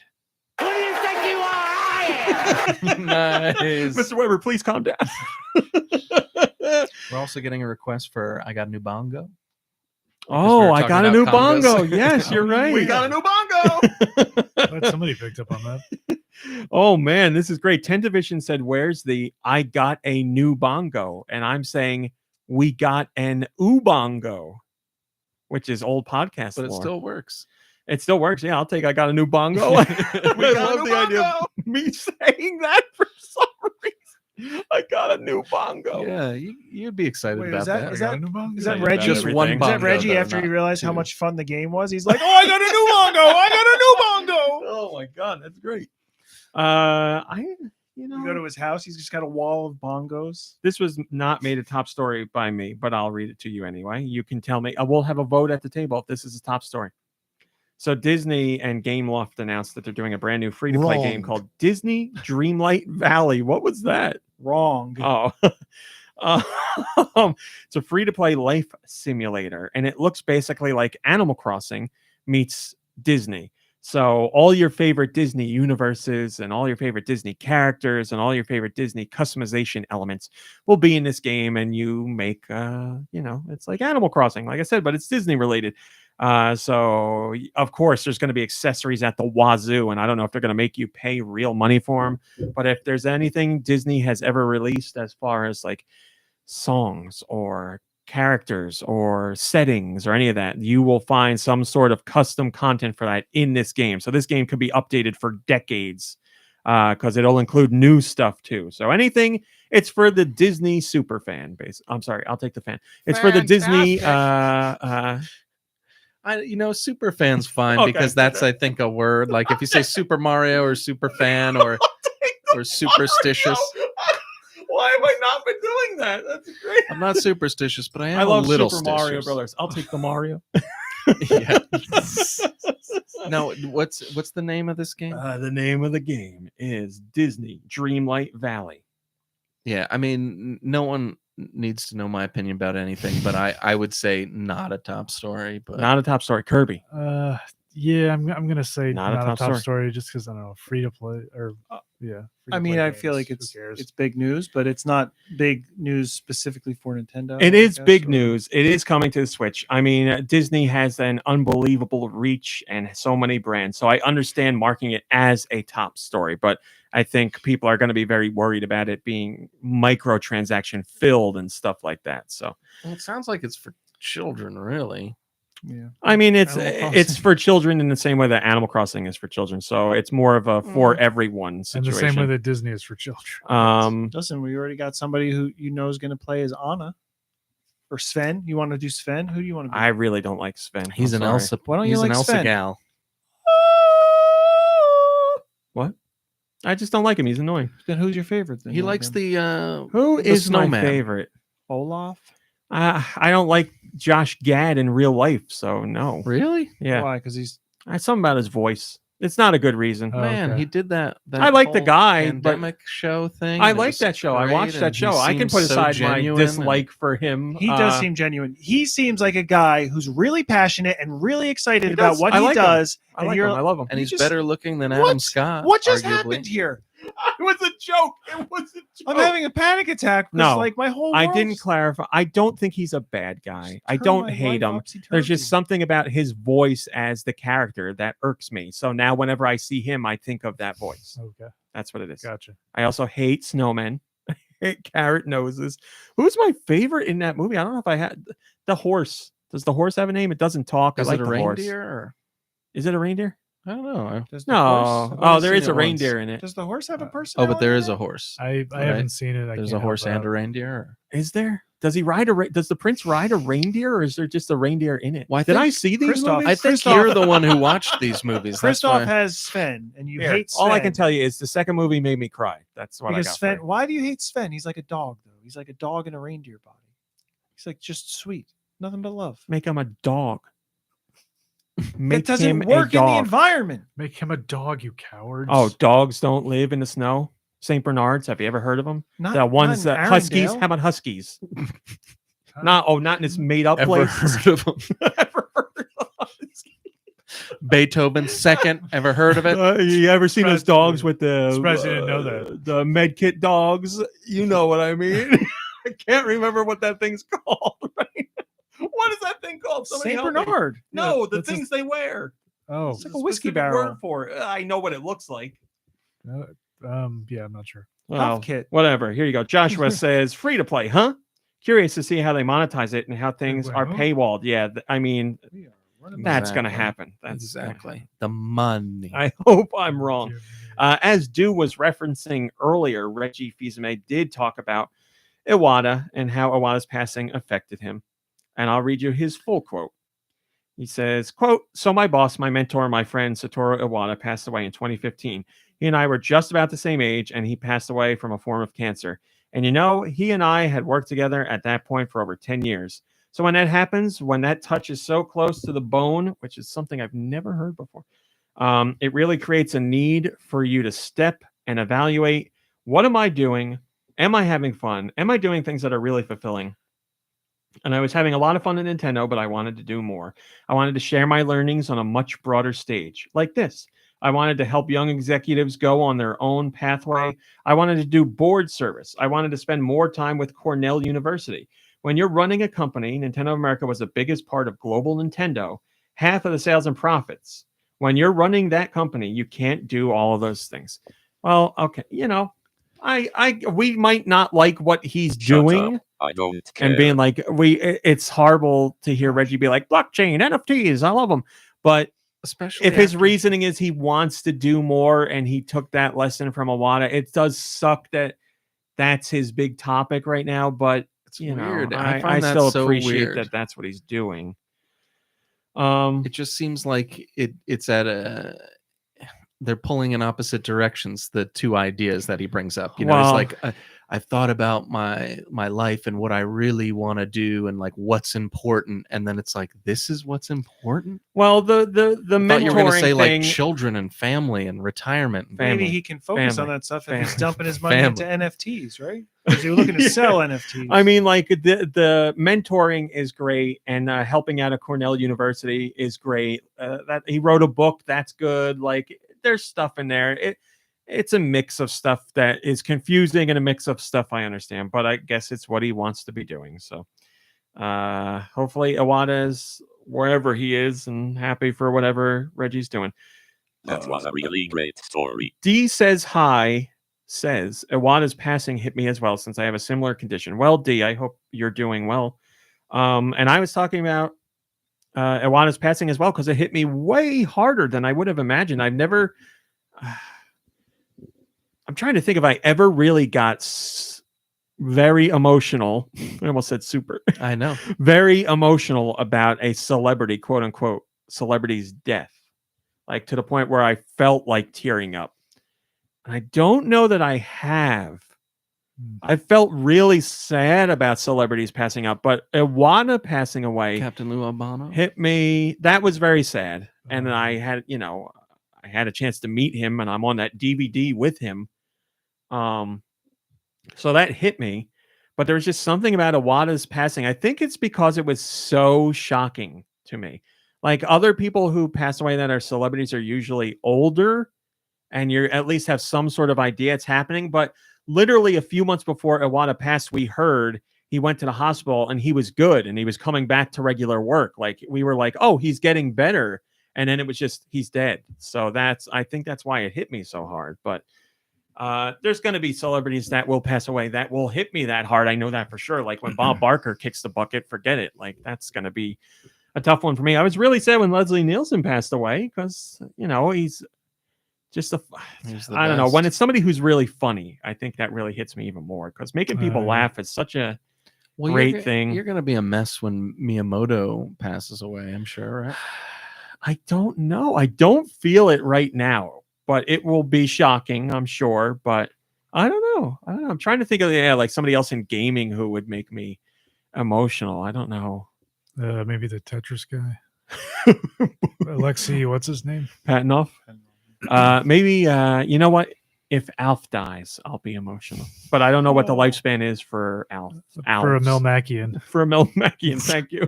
It was. I'm sorry, I was being insensitive to Melmacians by calling them Alfs. Not I guess I don't even, like.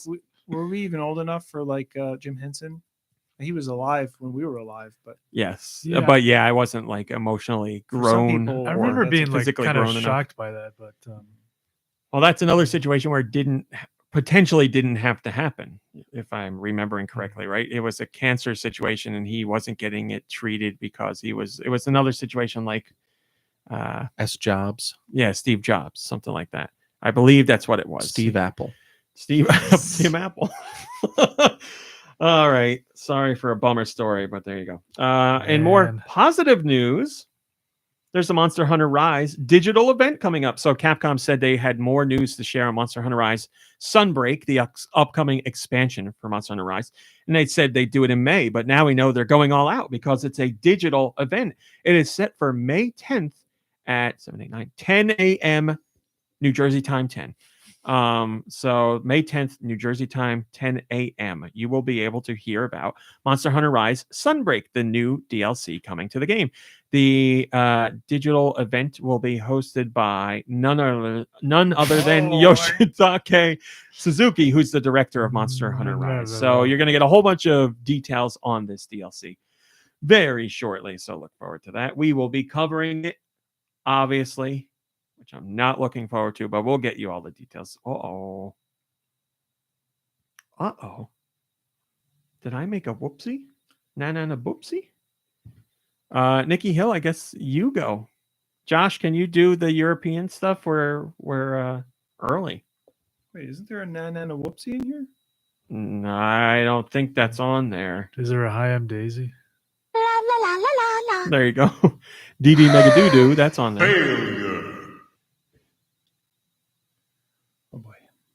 Oh boy. Take your time. Yeah. We like a little dead air. You're new to this. It's cool. No harm, no foul. I can vamp all day long. Josh. Nobody even knows anything's going on right now. This is a natural show. We're just doing the show like it is. Let's reboot him. Like Conky? I'm a hardcore Hey, he's back. Oh, hey, all right, Josh. Could you set us up, please? What are the next European masterpieces? Let's find out with Nikki Hussam. I don't care. Releases. Thank you, Josh. Where would you find the? It's probably just music.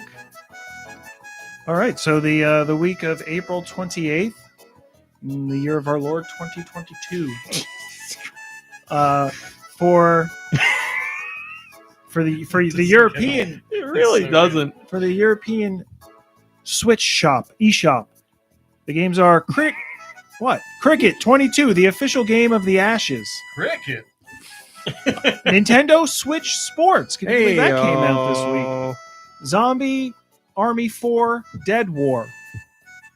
I like the rhyme to that. I hear that is a stellar port of that game. That company, whose name I forget at the time, does an excellent job with their ports. So I hear that's another fine example.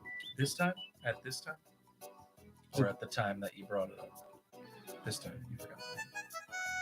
Right now. Okay. I don't remember the company's name. Should we look it up real quick? No, go ahead. I've already pressed the button. All right. Abyss, Memory, Fallen Angel, and the Path of Magic. Arise! A simple story. It's the definitive edition. Arise from your grave. I was thinking of Arise Chicken Arise. You, only me and you, Kirby. Only me and you. As far as the eye. Arise Chicken. I feel like that's cut off there. As far as the eye. Ashland Dossier. Base jump, wingsuit flying. Base jump. Wait a minute. Bug Snacks. What is that one? That's been a long time coming. That's one of the greatest PlayStation 5 games Not a ever. long time coming. It was a surprise reveal. Nobody knew it was coming because it was an exclusive to PlayStation. But now it's on Switch. Will we have a review? Yes. Coming this week, I think. I don't know. But we definitely have a review coming. Bunny Reversey. Cardful. Gave him the old Bunny Reversey, if you know what I mean. I don't know. It sounds like a wrestling The old move. Giovanni Reversi. Got him in a pinning predicament. Oh, here comes the Bunny Reversey. Cardful Planning. Caddy in Meow Meow Land. Remember that was delayed last time, but now it's available. Really out.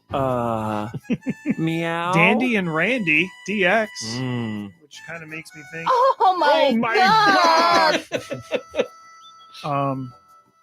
Feral Flowers. Will Ferrell. Gems of Magic. Dwarf's Destiny. That was a real Ooh, Back to the wow, a Future. real faux pas. Mr. Density. Get Packed. Couch Chaos. Let's start saying that to people. God. Get packed. Yeah, get packed. It's like saying get stuff. Layer Section and Galactic Attack S Tribute or Stribute. Oh my God. Lily Dew. Oh my Lily Black Dew Lily spelled your Warning. way. What's my way? DEUX. Lily Dew. Oh my God. Lily Dew. Oh my God. Lost Bubbles, Sweet Mates. Sweet Space Mates. Yeah, that's a Oh, I think it's sweet Sweet Meats. mates. Sweet Mates. Sweet Mates. Lost Bubbles, Sweet Meat. Lost Bubbles, Sweet Mates. Lost Grimoires. Yes. Stolen Kingdom. Very good. Marble Maid. Do you like Super Monkey Ball? Yes. Do you wish it had more naked women? Oh yeah. Every day. Well, You then know, you should check out I hadn't Marble Maid. Thought about it, but Oh, is that I what it guess is? yes. Yes. My goodness. It really is. Yes. Anime naked women, or as Good. I'm sorry, hentai. Very good. Yes, that's really what it is. It's some like girl in a maid costume Notice in a me, ball that rolls senpai. around, and if you complete the goals quickly enough, then you complete other goals quickly enough. Oh, But not too quickly. I've seen it. Don't get too cocky. Patrick Stewart, have you been playing Marble Maid recently? It's okay. Mr. Stewart. But I've seen everything. Okay, we got to hurry up. This is a long list. Marco and the Galaxy Dragon. New Terror. Such a good quote. I'm so glad that's on the board. Nanogram Minimal. Oshirabu. Yep. Waifus. No, come on. That's Waif- internet speak right there, waifus? buddy. Waifus. Waifus. No waifu, no Waifus? waifu. Over Husbandos. Yes. Plus Love. Basically, it's about two girls who This is all this information is gathered from me looking at two screens. It looks like a game where two women are going to get married and they decide instead of getting married to their guys, they like each other more and they start dating. That's what it looks like to me. And a title, Waifus Over Husbandos. Oh my God. Betty White is going for it, man. Husbandos. Love or Die. P3. P.3. Yes. Panmorphia Awakened. Parkasaurus. How do we make a game that's like Jurassic Park, but we can't use that the what name? it's supposed to be? We can't use the name Jurassic Park. Wow. Let's go with Parkasaurus. I thought it was more of like a playful I think like it was called Billy and the Clonosaurus. party bundle Ludomania and Flowlines verse and 2048 battles. You know Ludo. Okay. It's Oh, in Clubhouse card game? games. Yeah. Ping It's Pong Sorry, Arcade. right? Yeah. Yeah. Ping Pong Arcade, Ravenous Devils, Research and Destroy, Satano Puzzle Escape Room. Ooh, escape room. Do you love escape rooms? Not yet, but someday soon. Tasamachi, Behind the Twilight. That's a great way to. What a great outlook to have on something, especially when we know you don't like them. Just answering with "not yet" with peace and love. Not yet. What do you say to that? That's a great response. Not yet. You like that thing, right? Not yet, but that means you might someday, even though you won't. Man, that's I haven't great. seen That's Evil so Dead good. 2 yet. That's so good. Sorry, Nikki. I actually have. That's from my movie. The Serpent Rogue, The Sorrow Virus, a faceless short story. That sounds real creepy. The Stanley Parable Ultra Deluxe, Threaded, get threaded. Transaruby? Yes, that I've been waiting so long for this game, and I'm not lying. Transaruba. It's made. Nice. It's made by the guys at. It's made by Skipmore, and Skipmore made Kamiko on the Switch eShop, and Kamiko is fantastic. Really short game, really good, fantastic soundtrack. And Trans Ruby has a similar visual style, but it's side-scrolling. It's a Metroidvania, and it has another fantastic soundtrack. Looks really fun, and I'm sure it's got to be like dirt cheap. I'd say like $5 or less. Cool. Turn Tack. Unsold. Waifu Impact. All the waifu games. Watcher Chronicles Weeaboos are the norm now. If you're not a weeaboo, go Westwater. weeaboo about it. Whisper Trip. I already forgot what we were going to say If you're instead not of a get wee- stuffed. What was it? If you're not a Get weeaboo, get packed. Get packed. If you're not a weeaboo, I don't agree-aboo with your viewpoint. Your I viewaboo. don't agree, Abu. I have to start remembering. If you're not a weeaboo to have a problem. That's even better, I have to be actually. Canadian to make that work. Whisper Trip. Kurakami Sama's Feast. That's a demo, and another demo, Repentant. Thank you, Nikki Hill. You actually have comments to read because this was marked as a top story. So go right ahead. Let's get that top com from Karibo. Karibo says he doesn't agree, Abo. The semi, but also non-alphabetized order of this list made me think Nintendo Switch Sports wasn't coming out. Looking forward to bowling strikes like it's 2006. Well, I can explain to you Nice. why it is done like that. Nintendo of Europe, when they put out their press releases, they put all the games in alphabetical order unless they have a special promotion or they have a game coming out themselves. So that's why it's one quick section of alphabetical order and then real alphabetical order. So Nintendo's trumpeting this week in Europe, Cricket 2022, Switch Sports, and Zombie Army 4. And then you get the rest of the stuff. So to answer your question, the money. All right, North America, what do we got? Nintendo Switch Sports, Parkasaurus, Bug Snacks, Arcade Archives, Gapless, Aria Chronicle, Necro Knight, Amazon Bundle. Arise, A Simple Story, Definitive Edition. As Far as the Eye, we were going to have a review of As Far as the Eye for you, but the game won't stop crashing, so I don't know that we're going to have one. Breakfast Bar Tycoon, Complete Edition. Bunny Reverse Eye. Can you imagine? Like, breakfast bar This tycoon. is from a company, I think it's called Kairosoft, and all they do is tycoon games. Let me see if it is Kairosoft. all they do are No, drinking it's a different company. simulators, But drinking like- for breakfast simulators. Like, yeah, like what? Fresh I squeezed mean- orange juice tycoon. Mimosa Listen, tycoon. the breakfast rush it's a legit right. thing. It's a real struggle. Uh, Sometimes it's where they even make their money. crazier than lunch. Maybe brunch is involved in this breakfast thing. Brunch is crazy these days. Bunny Reverse Eye, as I said. Cardful Planning, Catty or Katie in Meow Meow Land. Chickens on the Road. Cricket 22. Dandy and Randy DX. Derby Racing, Extreme Driver. Oh. Escape Game Room. Beep beep. Feral Flowers. Gems of Magic, Dwarf's Destiny. Get Packed. Couch Chaos. Nice. Instant Sports Plus. Oh, another sports game in this week. Bad idea. Not gonna lie, I'm sweating a little bit. Layer Section and Galactic Attack S Tribute. Let's Get Changed. Nyan Zhao and Kuma Let's get changed, then get together. packed. Oh my god. Let's Get Changed. Nyan Zhao and Kuma Kichi escape game. So that's basically Let's Get Changed. Cat and Bear escape game. Oh, okay. Now you know. Light Fairy Tale Episode 1. Lost Bubbles, Sweet Mates. Lost Grimoire, Stolen Kingdom. Ludo Game, Just Chill Out. Wait, that's the Ludo game there is that, and the other one is Ludo. You don't versus- get it in the package here. You got to go Ludo only here. North America gets Ludo only. Marble Maid, Marco and the Galaxy Dragon. The Galaxy. But My brother ate my pudding.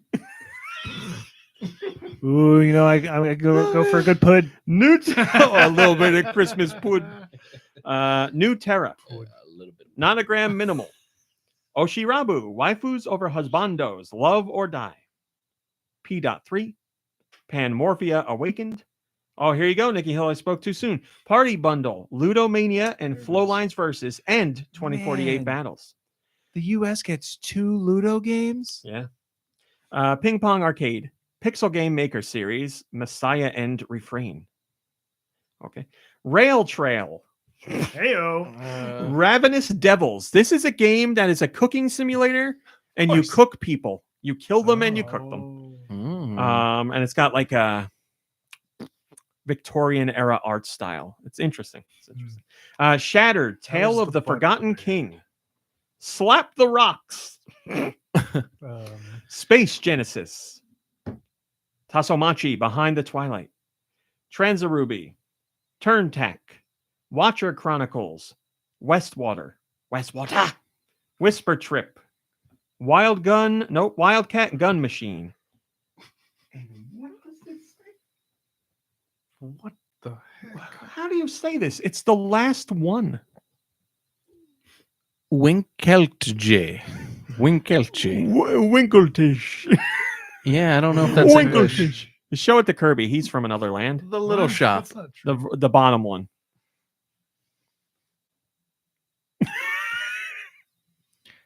Winkeltje. Winkeltje?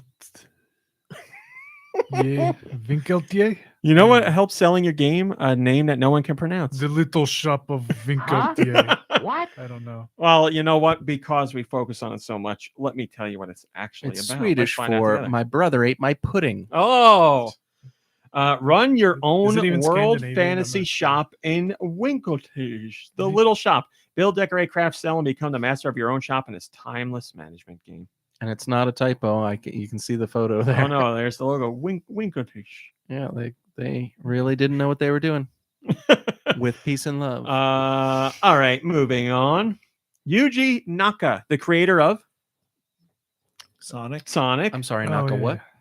I almost said Mega Man. He has sued Square Enix. Does anybody want to guess why he's sued Oh yeah, Square I saw Enix? the article. Oh, okay. Then you can tell us instead of guessing. Because of I'm not looking at it now, so let me try to think of it. What was that game he just made that came out and that was really bad? That's right. Bow. You're getting there. Bow. Balan Wonderland. Oh yeah, Wonderworld. If it's land, you go world. If it's world, you go land. You did it both today. Well, I am not a smart man. You're there. They're both But a he knows place. what That's love all that is. matters. But yeah, so he was like, I'm going to make this game, and it wasn't finished. And Square Enix was like, you know what, you're out. We're going to finish it for you. And he's like, no, but right. But at least if you finish it, can you at least finish it before you sell it with that? And they're like, no, we're just going to sell it unfinished. And he's like, no, you can't do that. And they're like, we did.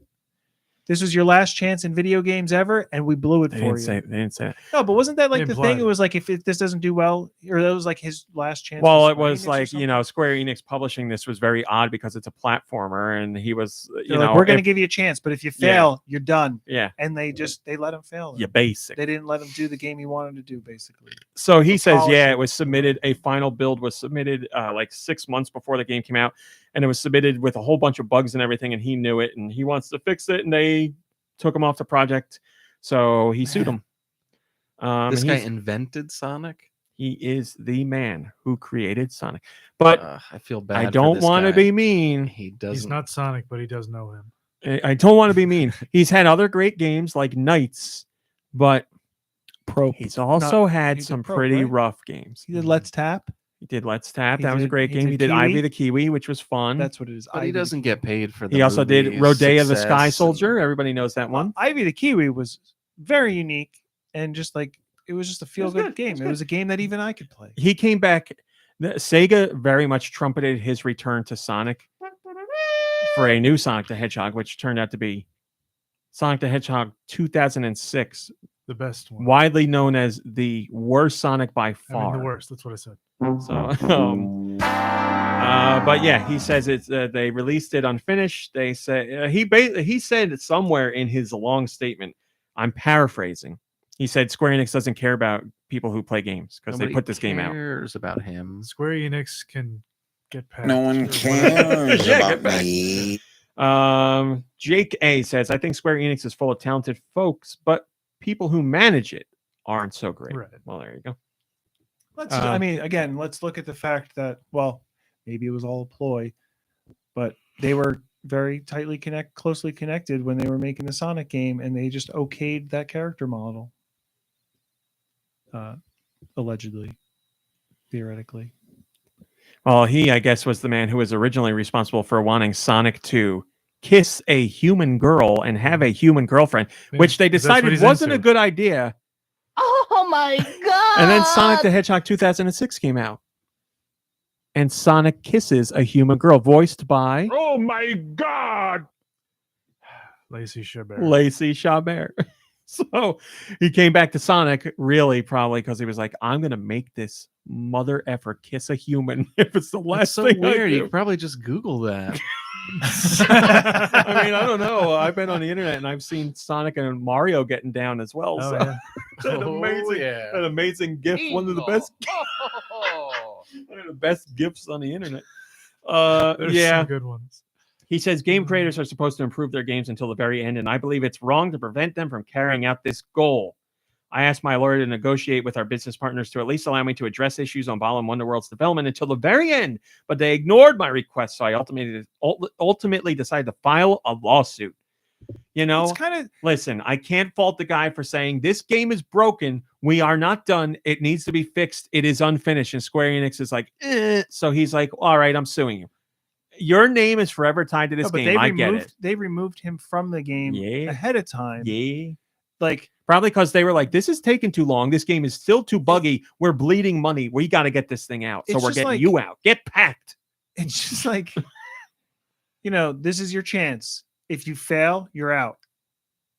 And then And now he's out. oh, you're in the middle of working, but you're out. End of Oh, you story. failed. Like You failed because we failed you. yeah. Yeah, I don't know. You know, as always with these situations, the truth is somewhere in the middle. I failed you. We don't need to talk about more on Reggie and blockchain. I think we've covered that enough, but we can You talk sure? about everyone's favorite pop Uh, artist, Christina Aguilera. Oh, Aguilera. sure. She is apparently a huge fan of Nintendo. She says she was raised on Nintendo. That's her. Yep, there she is singing. That's right. Her hit, Genie in a Bottle. She said her and her sister played a ton when they were growing up. She'd come home from school and practice because she was trying to get better at Mario Kart, and she was tired of her sister beating her in Mario Kart. And she says, quote, "It's not just about gaming. It's about being just a fun game. You really get the competitiveness of it. It leads to so much laughter." Christina is us. We are Christina. I was gonna say she can really read what publicists tell her to say. She says now that you have the Switch, you can just pick up right. You can pick up and take. Let me try this again. I'm going to What? read it exactly as she says. Huh? It. Now that you have the What? Switch, that you can just pick up right up. Nope, I read it wrong. You can pick right up and take on an airplane if you want. Oh, okay. She's right. Or wherever Yeah. your travels may take you. It's you. It's such a great source, DD Megadoodoo. Such a great source of on-the-go fun, which my lifestyle calls for a lot. She also says she loves the voices of the characters.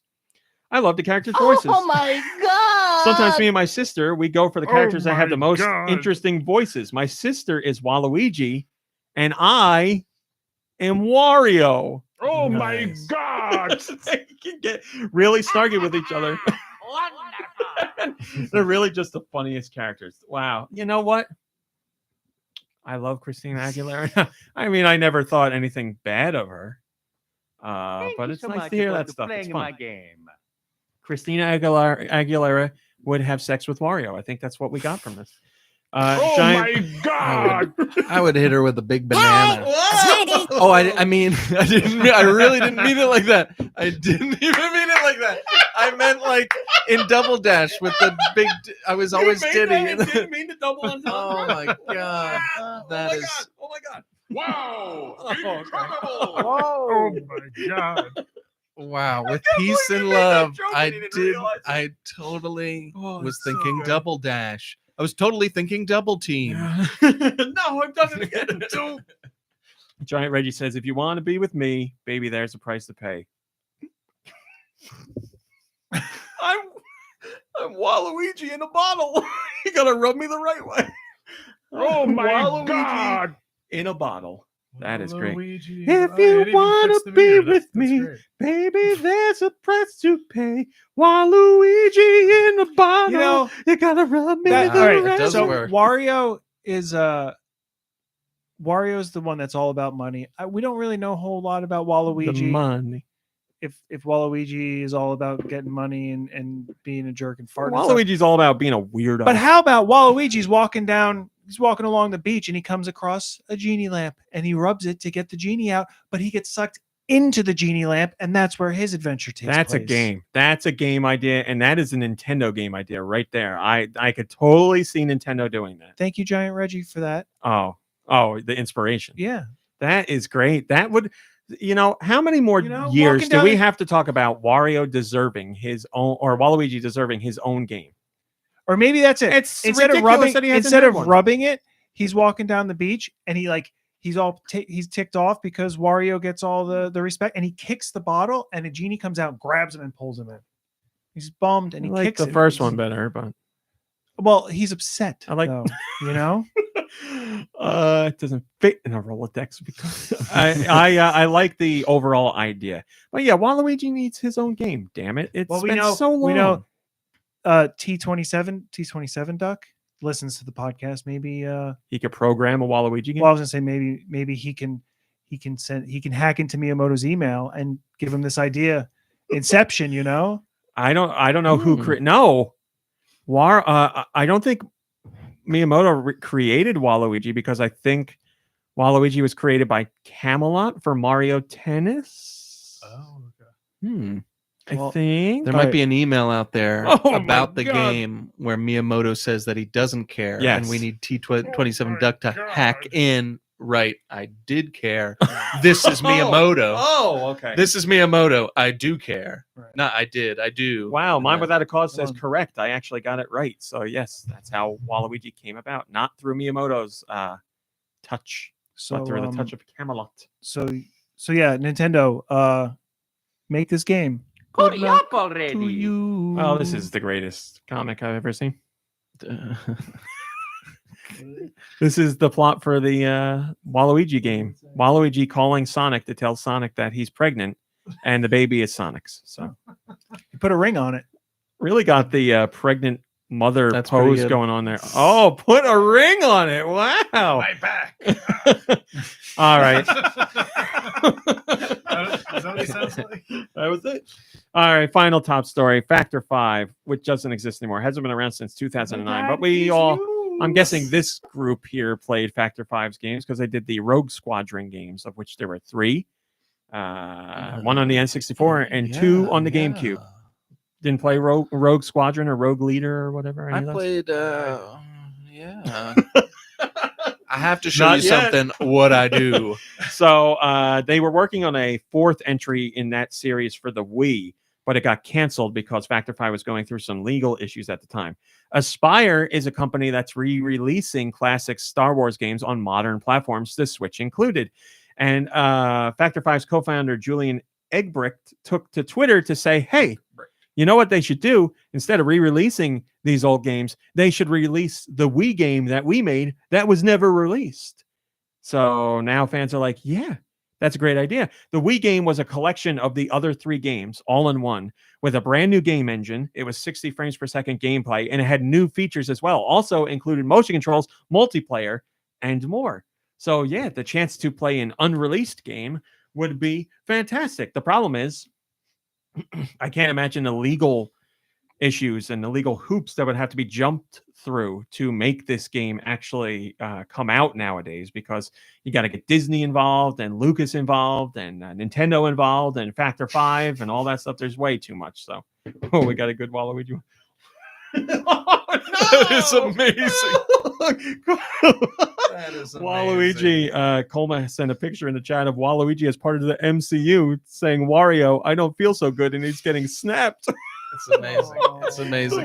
The low quality art is what makes it so good. Oh my god. That's the wallpaper right there. Holy crap, that's great. So good. It's so good. Hold your finger on it. There. Yep, you got it. Shillelagh says that would be great to see. Maybe add in some online multiplayer as well. Yeah, I don't know what the chances are of this actually happening, because like I said, so many people would have to be involved, but it's a nice thought. That's a that's a nice donut. That's all your news for today. Now let's talk about what we've been playing. What have you been playing? Hey, cast. I've been playing Fortnite a couple of nights this week with the boys. Fortnite with the boys, still fun. Fortnite. I have a sinking suspicion that it's the friends that are making Fortnite fun, but you know what? Who cares what makes it fun as long as it's fun? And I played a little bit more Guardians of the Galaxy this week. I'm having real trouble. I'm having real troubles with video games ever since I guess Death Stranding. Has nothing to do with Death Stranding. It's just I ebb and flow a lot with video games. Sometimes I'll play like 10 games a month, and then sometimes I'll like barely even play anything. And to be honest, I like this Guardians game, but like the only reason I played it was to talk about something on the podcast, and I just haven't been compelled to go back. And it's nothing to do with the game. I kind of fell out of Tunic as well. I just haven't been playing games, and I don't know what it is. I think it's a psychological thing with me. I like to play games either with friends or absolutely alone with no one else in my space. And at the moment, I'm not alone all the time, so I'm not playing games that much. And I don't know what it is. I just don't feel compelled to go back. That's just you guys aren't my therapist, so that's just I'll stop right there. But yeah, that's all I've been playing. Well, we've talked about this stuff too. Sometimes it just takes the right game at the right time for it to really click, and you're like, "Yeah, this is great." It's true. Yeah, it's happens. true. It's the same thing as with watching the show. We've all been there. Yes. You watch something, and something like really sticks with you, and you're like, "Wow, that was something." And then you're like, where do I go? And you might try a few things, and you're like, not really doing it for me. Yeah, and I feel like it hits me particularly hard in that respect because I am so my mood personally in the real world affects how I view TV, movies, and video games, or how I feel about them at the time. So I'm all over the place with that kind of stuff. Right now, I'm like choking down trying to get a play session in because I'm just not compelled to do it. I am working on getting my own place, and when I do, I have a feeling video games are going to come back in a big way.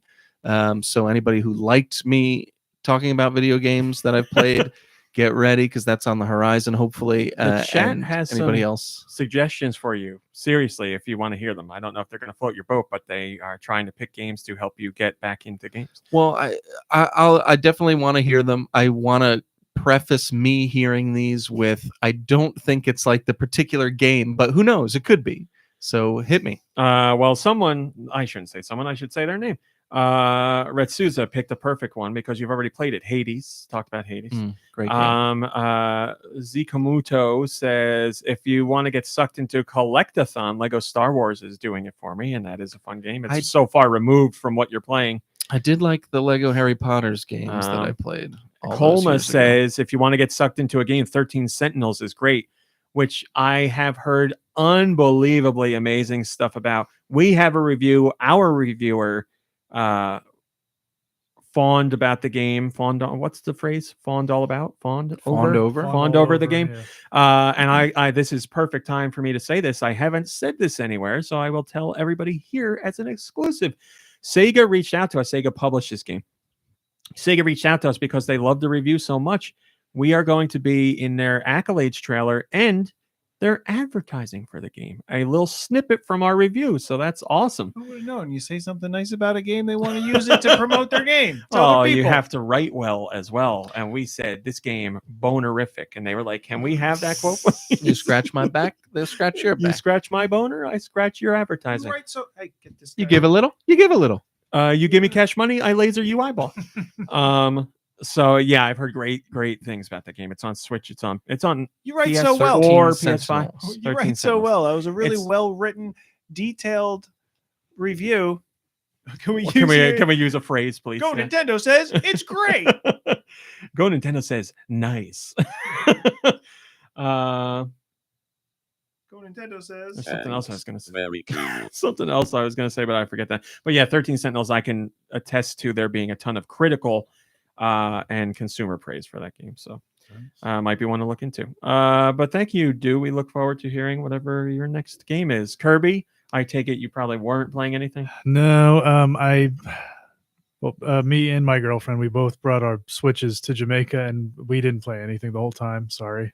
It's okay. I mean, I understand. You were probably taking in the sights and eating fine foods and spending the nights at discotheques and all those other things. Not well, yes, you for were the discotheques. But we were planning to maybe break them out when we were on the plane.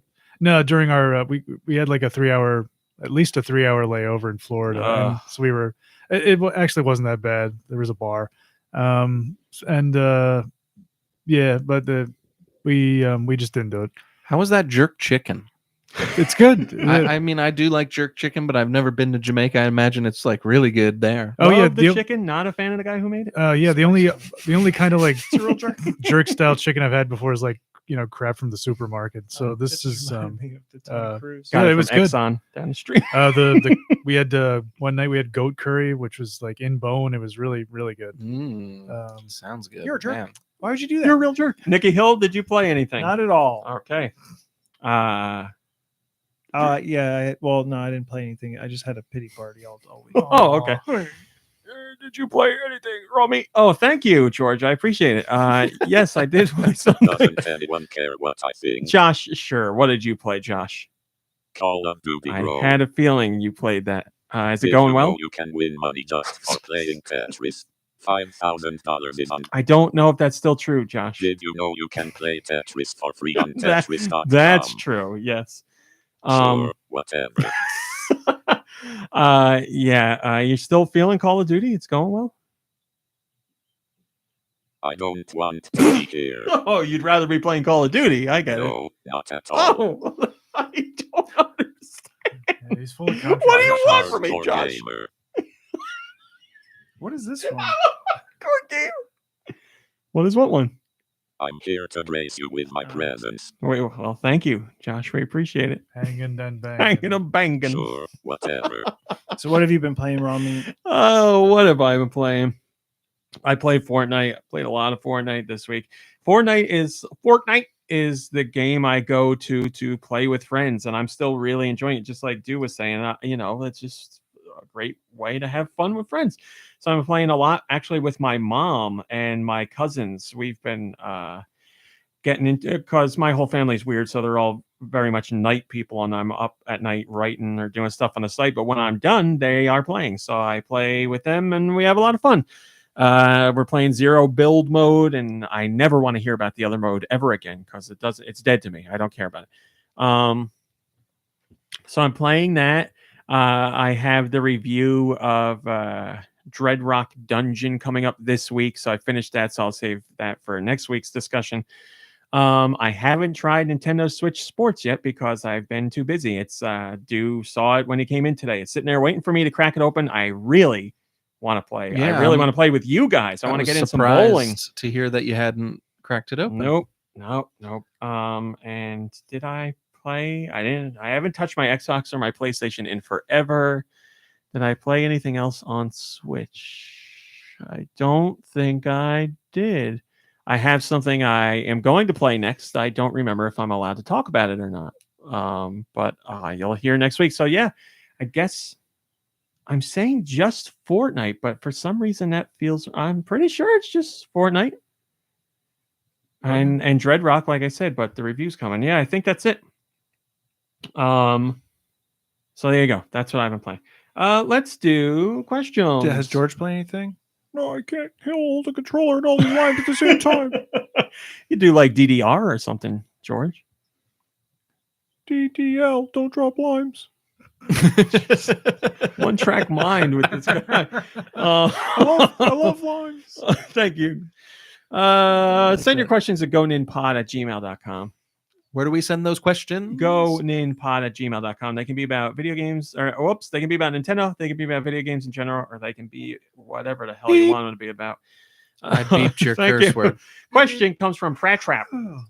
Would you ever consider having guest hosts for the GN pod, like having Name of Austin or Game Explain or other friends of the site run a podcast either with you or in place of you? YouTube channels and other podcasts will do this kind of collaboration, and I always find it interesting to get a different flavor.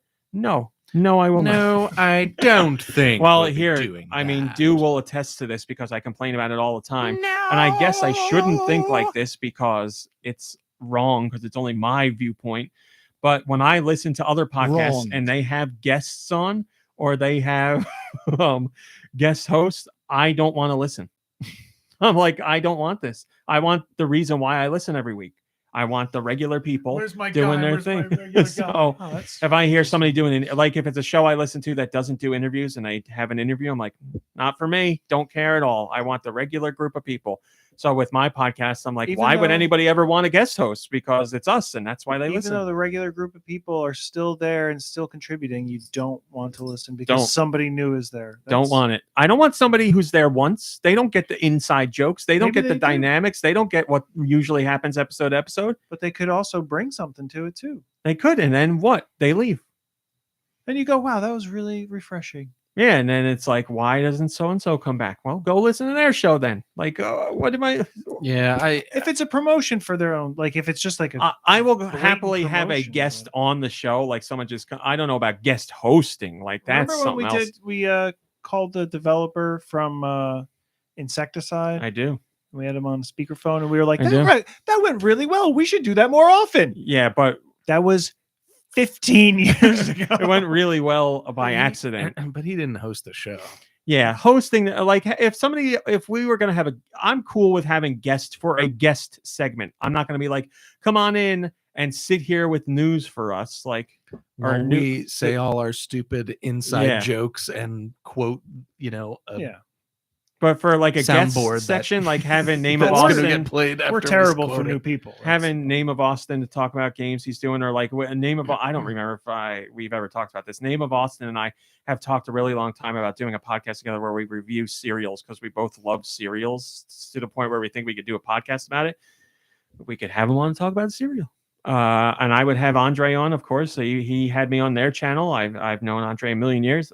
There's people I would definitely have on the show, but I just don't want them here to just sit around for news and our stupid discussions. Like, they don't want to talk about Paddington 2. They don't want to talk about Nick Cage talking about Paddington 2. If they don't want to talk about Paddington 2, we don't want them. That's right. That'll be my only two questions. They can get Can you do the show? And do you like Paddington 2? And if they answer yes to those, then what do you say?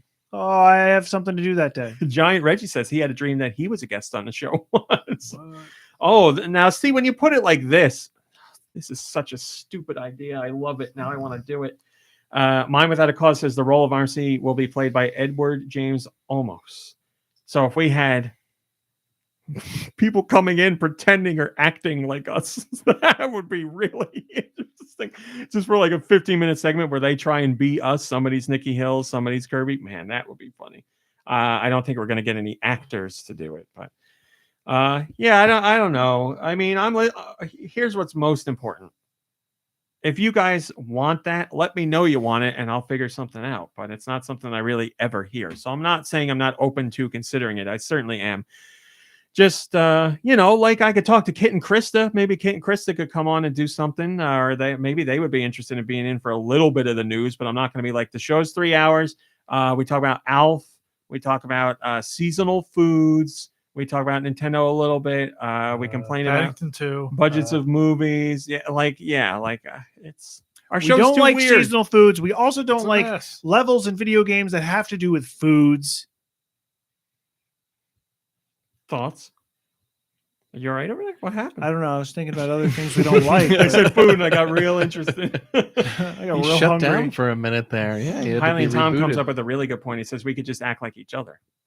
I'm sure that would just end in everybody being mad at one another. Yeah, I would be too cruel.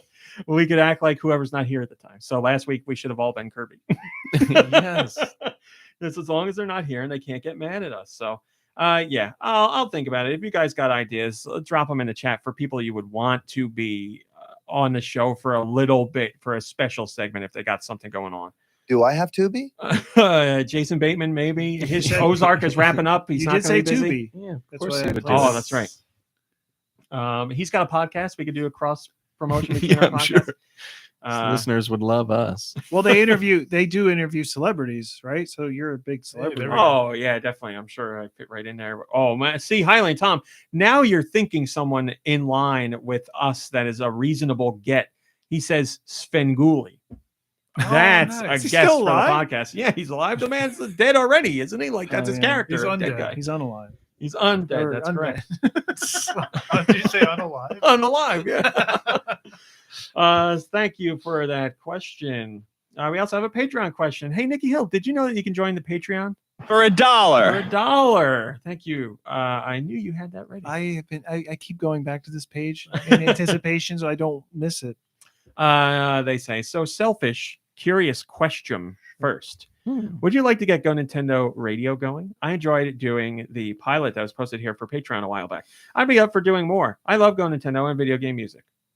Funny you should bring that up because there have been discussions with other people about bringing back GoNintendo Radio. It's just I'm doing so much that I need time to figure out how that would work, and then it's somebody else's responsibility.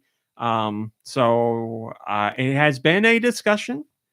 I know people want it. Someone literally got in touch with one of our staffers this week to say, I'm very nostalgic for, and I really miss GoNintendo Radio. Is there a way to get the old episodes? So I know people want it. Are they lost? They're not lost, but I have to find them.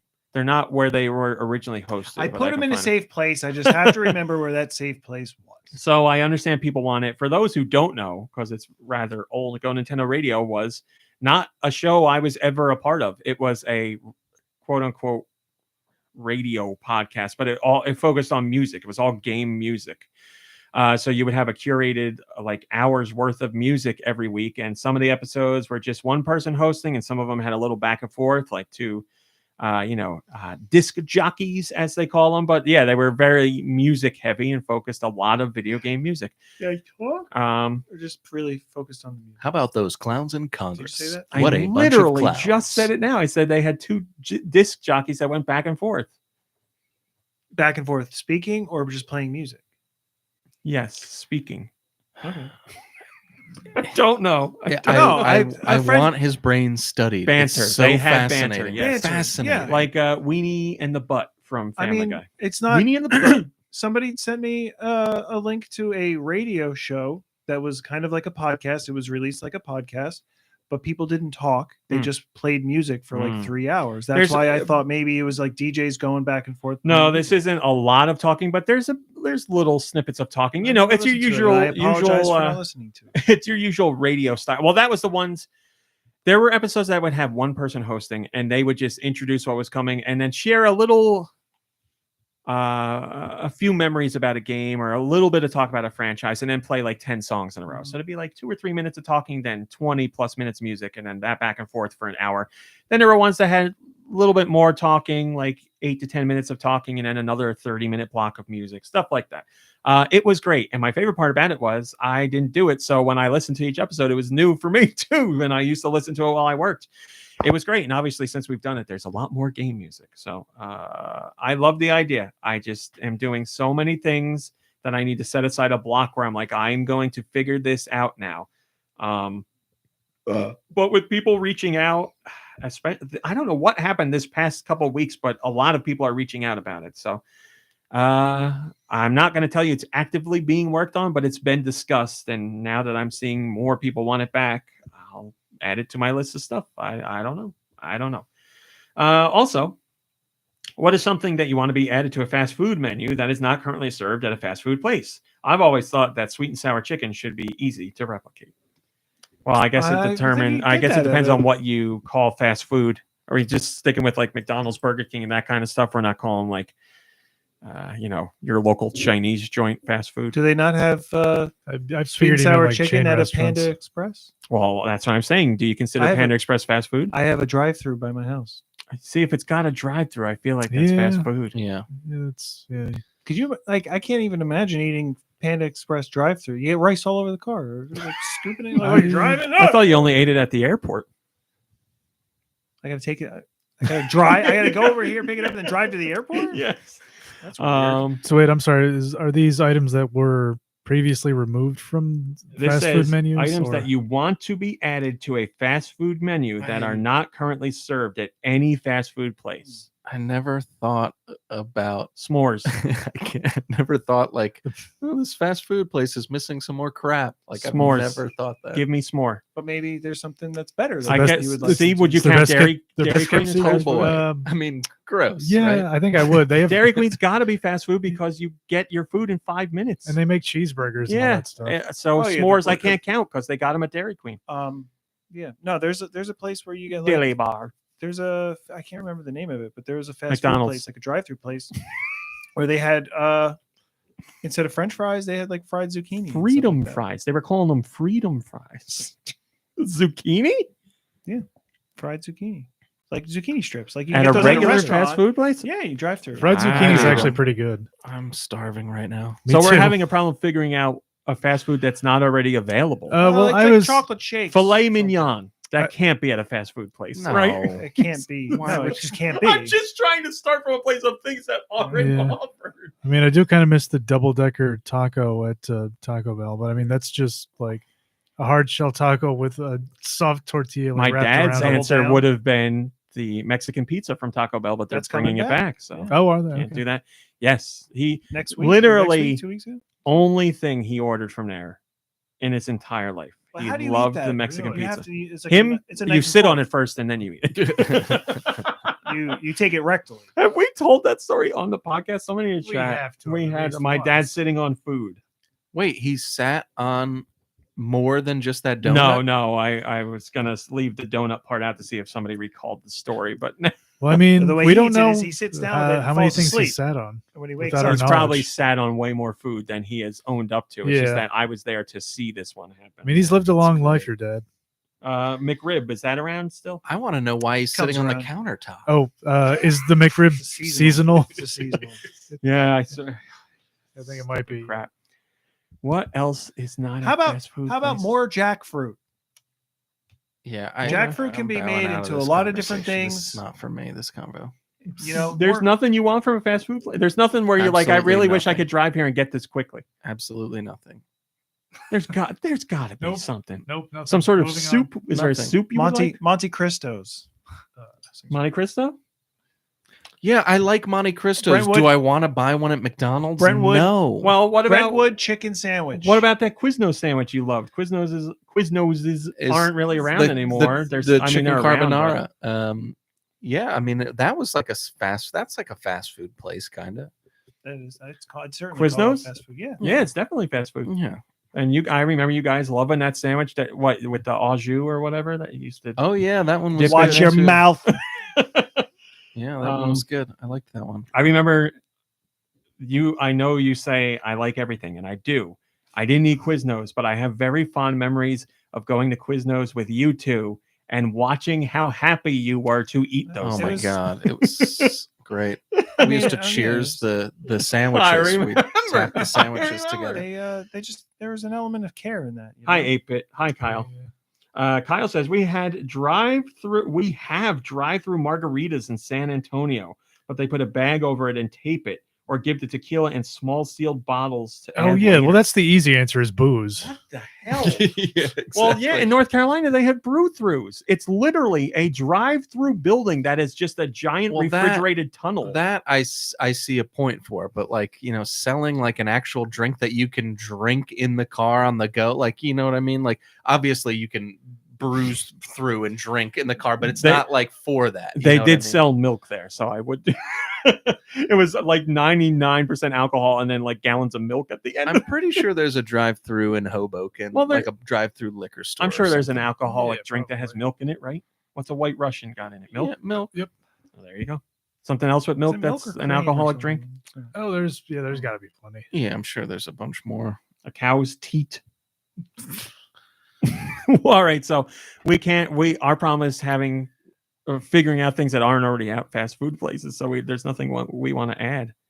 I'm staying with s'more, damn it, because the s'more doesn't count at Disney at Dairy Queen because it's not like a s'more. It's like, you know, s'more bits in some kind of ice cream. How about a s'more? Give me a s'more. S'more of what? Thank you for They can't have a s'more on a menu because that's going to be the conversation over those speaker systems. And they're going to have to install like campfire pits in McDonald's. Just a good milkshake. I need a good milkshake from a drive-through. Oh wait. Well, I mean, McDonald's milkshakes are decent, but like a nice, good one. Shake Shack is slower than a fast food place. You can't count that. Yeah, it would be nice to have the option to get like a peanut butter milkshake at any fast food. How about that? How about just a straight up peanut butter and jelly sandwich? Anyway, there you go. That's a great one. Peanut butter jelly sandwich and peanut butter milkshakes. Those are our answers because you know where you got to go for a peanut butter milkshake? Sonic. And you know what happens when you go to Sonic? Diarrhea. So let's get them somewhere. Well, you can go to Shake Shack. But Sonic is not so fast few enough. and far. Shake Shack doesn't have a drive-through, does it? You got to go in. Well, no, but I mean, it's for what am I?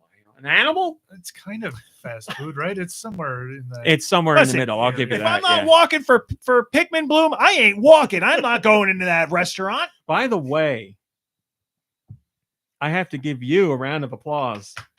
Pikmin Bloom's weekly. This is an applause for Deux. Pikmin Bloom is doing weekly challenges now, and we are doing our first weekly challenge. Usually they allow you a whole week, but since it just launched this week on Thursday, we only have 3 days. Our goal is 50,000 steps in our group, and we are surprisingly close. We're very in close. 3 days. I think we'll be able to do it. 3,000-4,000 steps, something left like that. Yeah. So, I'm walking every day, like I said, but you are walking more, definitely. You are in the lead. I turned it up the past 2 days. Well, the only 2 days that was Yeah, we right. were doing this because I knew we didn't have as much time, and I didn't want our first challenge to go unfinished.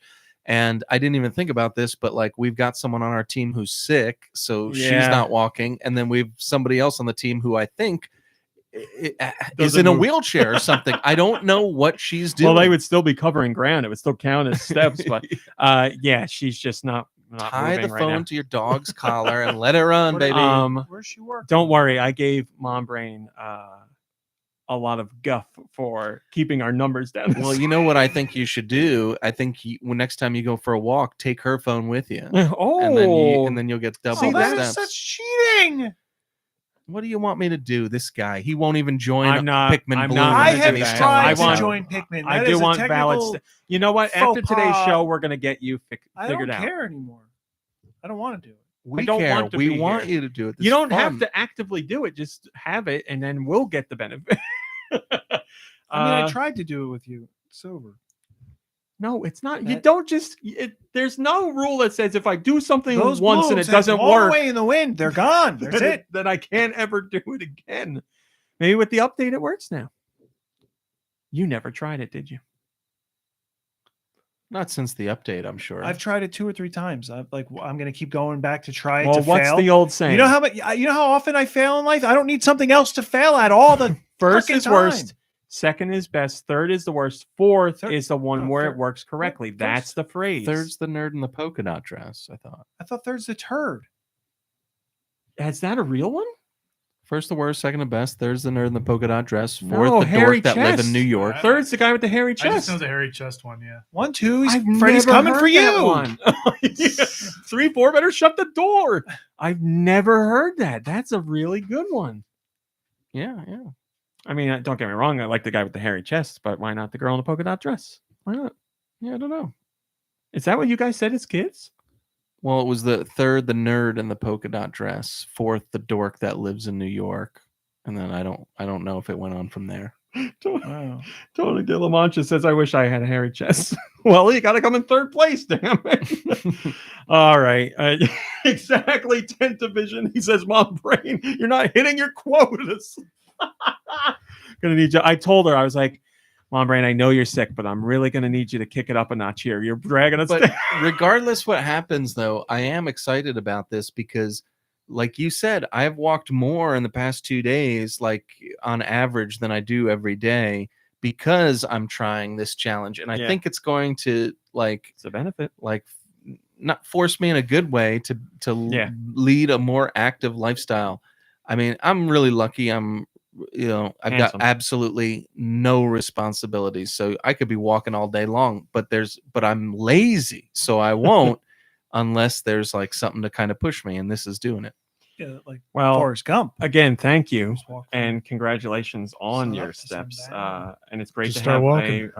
a brother in Pikmin Bloom arms. Well, you know what? You've inspired me in a lot of ways. I'll leave that for after the podcast to Thank me properly. thank you properly. With a kiss. Speaking of features on the site, here's what we had this week. We had a review of Letters, a written adventure, which is apparently a very interesting game. We also had a piece on the original Kirby's Dream Land game, because that, as you know, is celebrating its 30th anniversary. yeah, Kirby's now 30 years old. Happy birthday. We also have a feature on Famicom Detective Club, because that celebrated an anniversary as well. It takes a look at some of the hidden mechanics in that franchise that you don't know about. You know, this Famicom. Kirby is 10 years older than that Kirby. Wow. It's true. We had Related to that, YouTube recommended me a 5-year-old parents play where your parents play Kirby's Dream Land on the Game Boy. That's funny. And so I played like the first 5 minutes of it, and your dad, he's actually like a sweetheart now. Like he was awful. Like he was so mean. And I was like, I can relate to this. That's probably when we were like, had recorded a string of them. So he was like in his weekly routine, just getting worse every week. Man, it was great. We have a special feature taking a look at the Satellaview, because the Satellaview hit an anniversary as well. That's the add-on for the Super Famicom that released in Japan that offered games and other content through satellite broadcasts. So if you don't know anything about that, check out that feature. We have a feature on the anniversary of Smash Brothers, the original Smash Brothers, which is now 23 years old. And just behind it is Majora's Mask, which is now 22 years old.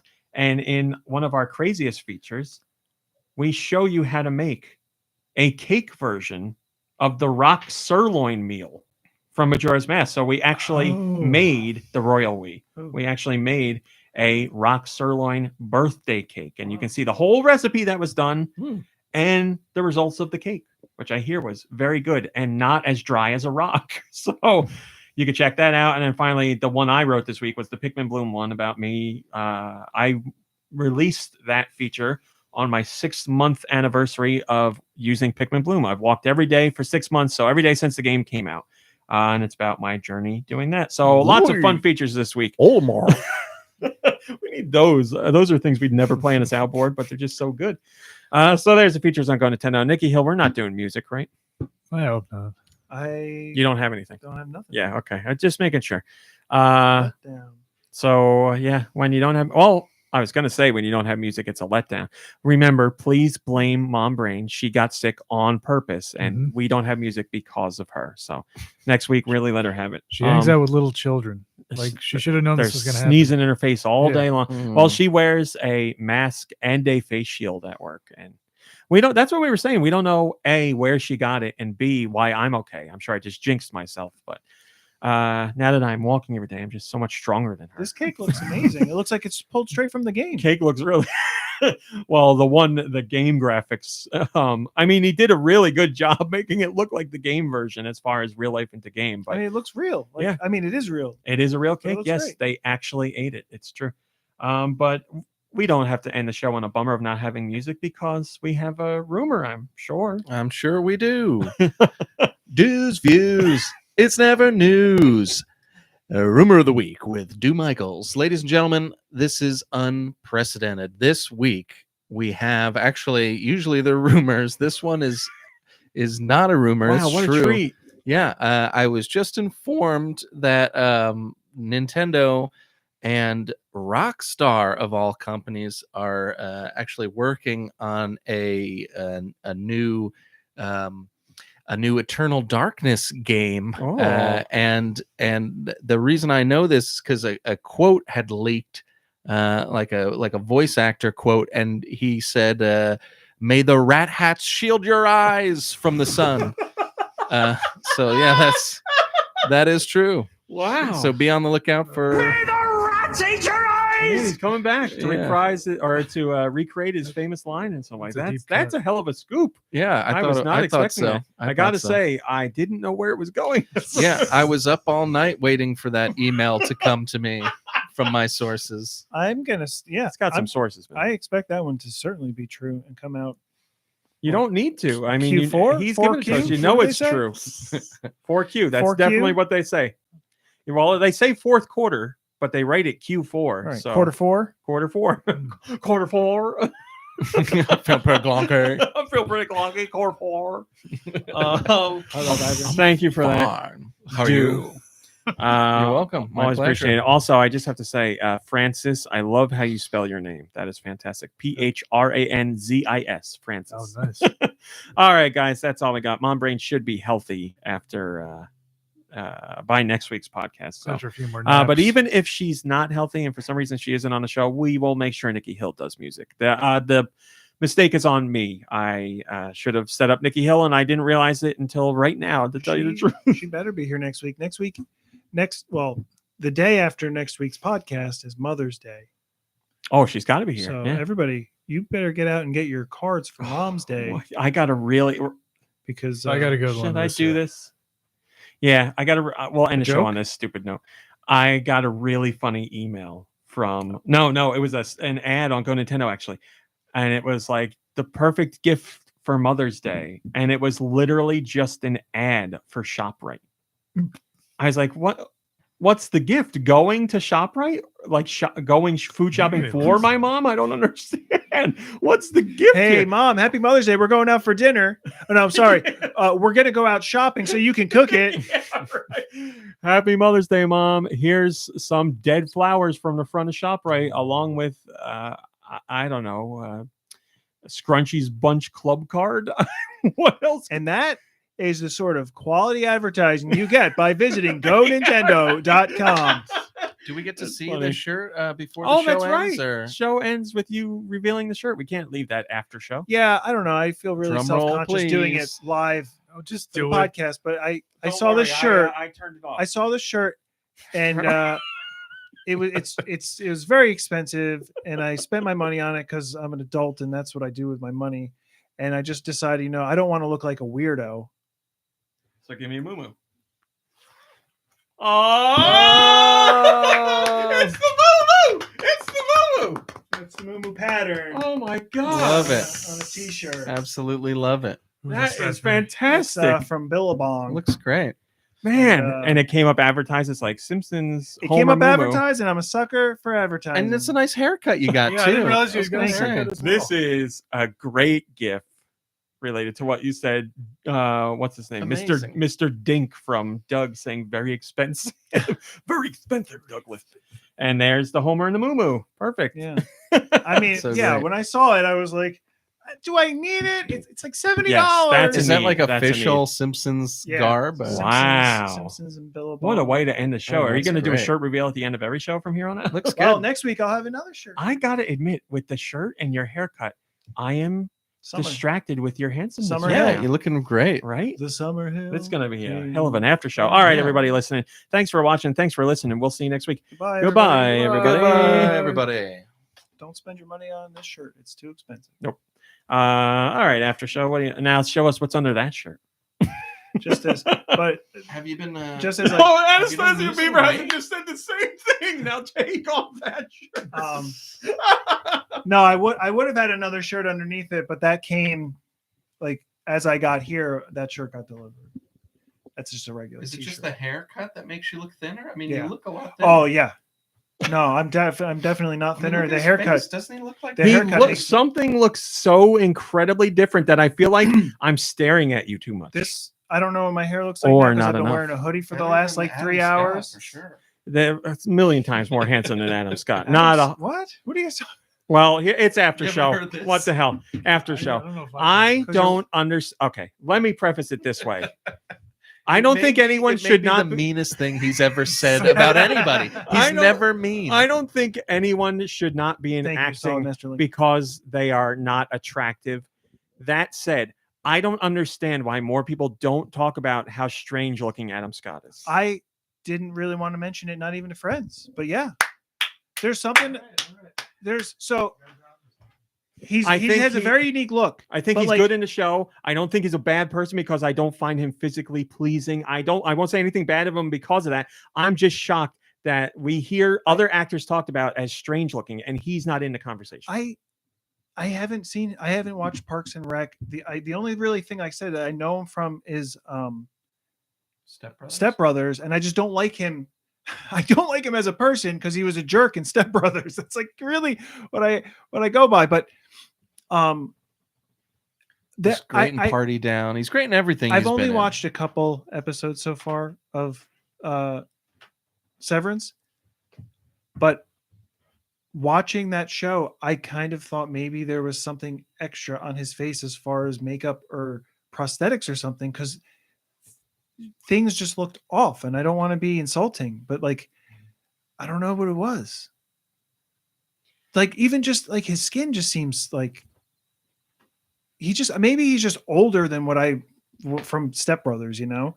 And he's just kind of grown old, and we all grow old, and our faces and our bodies change. So I just sent a picture of Adam Scott from Severance, the show he's in right now.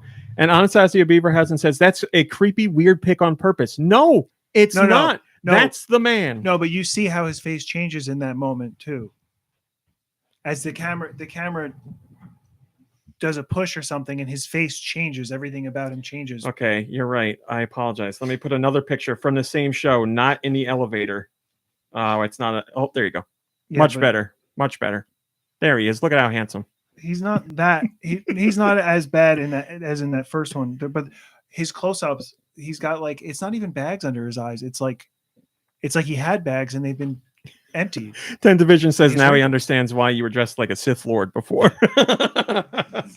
Yeah, I know. Oh, look, a normal looking man. Yeah, you take anybody to a Hollywood red carpet premiere and dress them up and give them nice hair, they're going to look a million times better than they normally look. Right here above is normal Adam Scott. That is Adam Scott here, not this guy. This is Hollywood Adam Scott. Hollywood's Adam Scott. This is Adam Scott. I also question when that photo was taken too, because he's gotten older. Oh, also, it's hair, it's makeup. Also, Severance, I want to point out, I know Adam Scott from a million other things. I'm not just saying, who is this newcomer to Hollywood? I'm sure in Severance he does have makeup that makes him look weathered and like just worn down in general. I personally, and I'm not disagreeing with what you said to RMC, but I personally think in the show he looks different when he's an outie than when he's an innie. And I think he's supposed to. They do his hair different when he's in and out. You see it in the elevator though too, like when the camera moves and the focal length changes and everything else, and they do all that. It's your work face versus your free time face. Right. But he's depressed. Lemon face. So, long story short, I do not think Adam Scott is the most ugly man I've ever seen in my life. I just thought more people would talk about his looks than do. I guess that makes me horrible. So I should apologize. Also, when you see the way his hair is in Severance, he's got hair on the sides. And in those other photos that you see, he's trimmed up on the sides, and it changes the shape of his head and it changes his whole look. There's somebody else that has that same thing. Oh, for me, Andrew Garfield. Like for the longest time, I thought he had a really strange shaped head, but it's the way his hair is styled all the time. It's just like he looks a little strange in that new show. I've only seen the trailer, but he looks a little strange. So here's the thing: Severance. Coleman wants to know if Severance is a good show. I'd say it's excellent. I've only watched one of my favorites. Stu? Yeah, it's great. Excellent show. The music alone sends it's very, very good. Very, very good. Next week, tune in for RMC's take on the most unattractive men he's ever seen. Well, no one at this table. I can say that for sure. Myself not included. What's funny is I'm just so surprised at how adamant you were. And you know what? Like today, you're being like really nice, probably because you're on mic. Like he's actually being really nice about it. You should have heard him the other day. Like he was ugly son of a gun. Seriously, like he was. I've never heard you so mean, and like especially because you're such a nice person, and like. You know, you would never have a go at anyone's like looks, and like you just tore them apart. And I'd never heard you like that. But I want to make it clear, I wasn't saying the man is ugly so he can't be in Hollywood. I was just like, why is no one talking about this? No, it's true. You're talking. It's true. About. Yeah, you'd never said like you never had anything against him personally or his acting or anything else. Well, you don't particularly like his acting. Your but, comments about it are making me realize I should step back and perhaps maybe I can share this same sentiment in a better way. But I'm talking with friends in Fortnite, so I was probably more animated when I was talking about it. So I can certainly take a different approach. And if it was me doing it, no one would have bat an eyelash because they expect me to be mean. But like, I just had never heard you so like mean. Here, you know how we should end the after show with a different piece of Hollywood celebrity news that we can all agree is a good thing.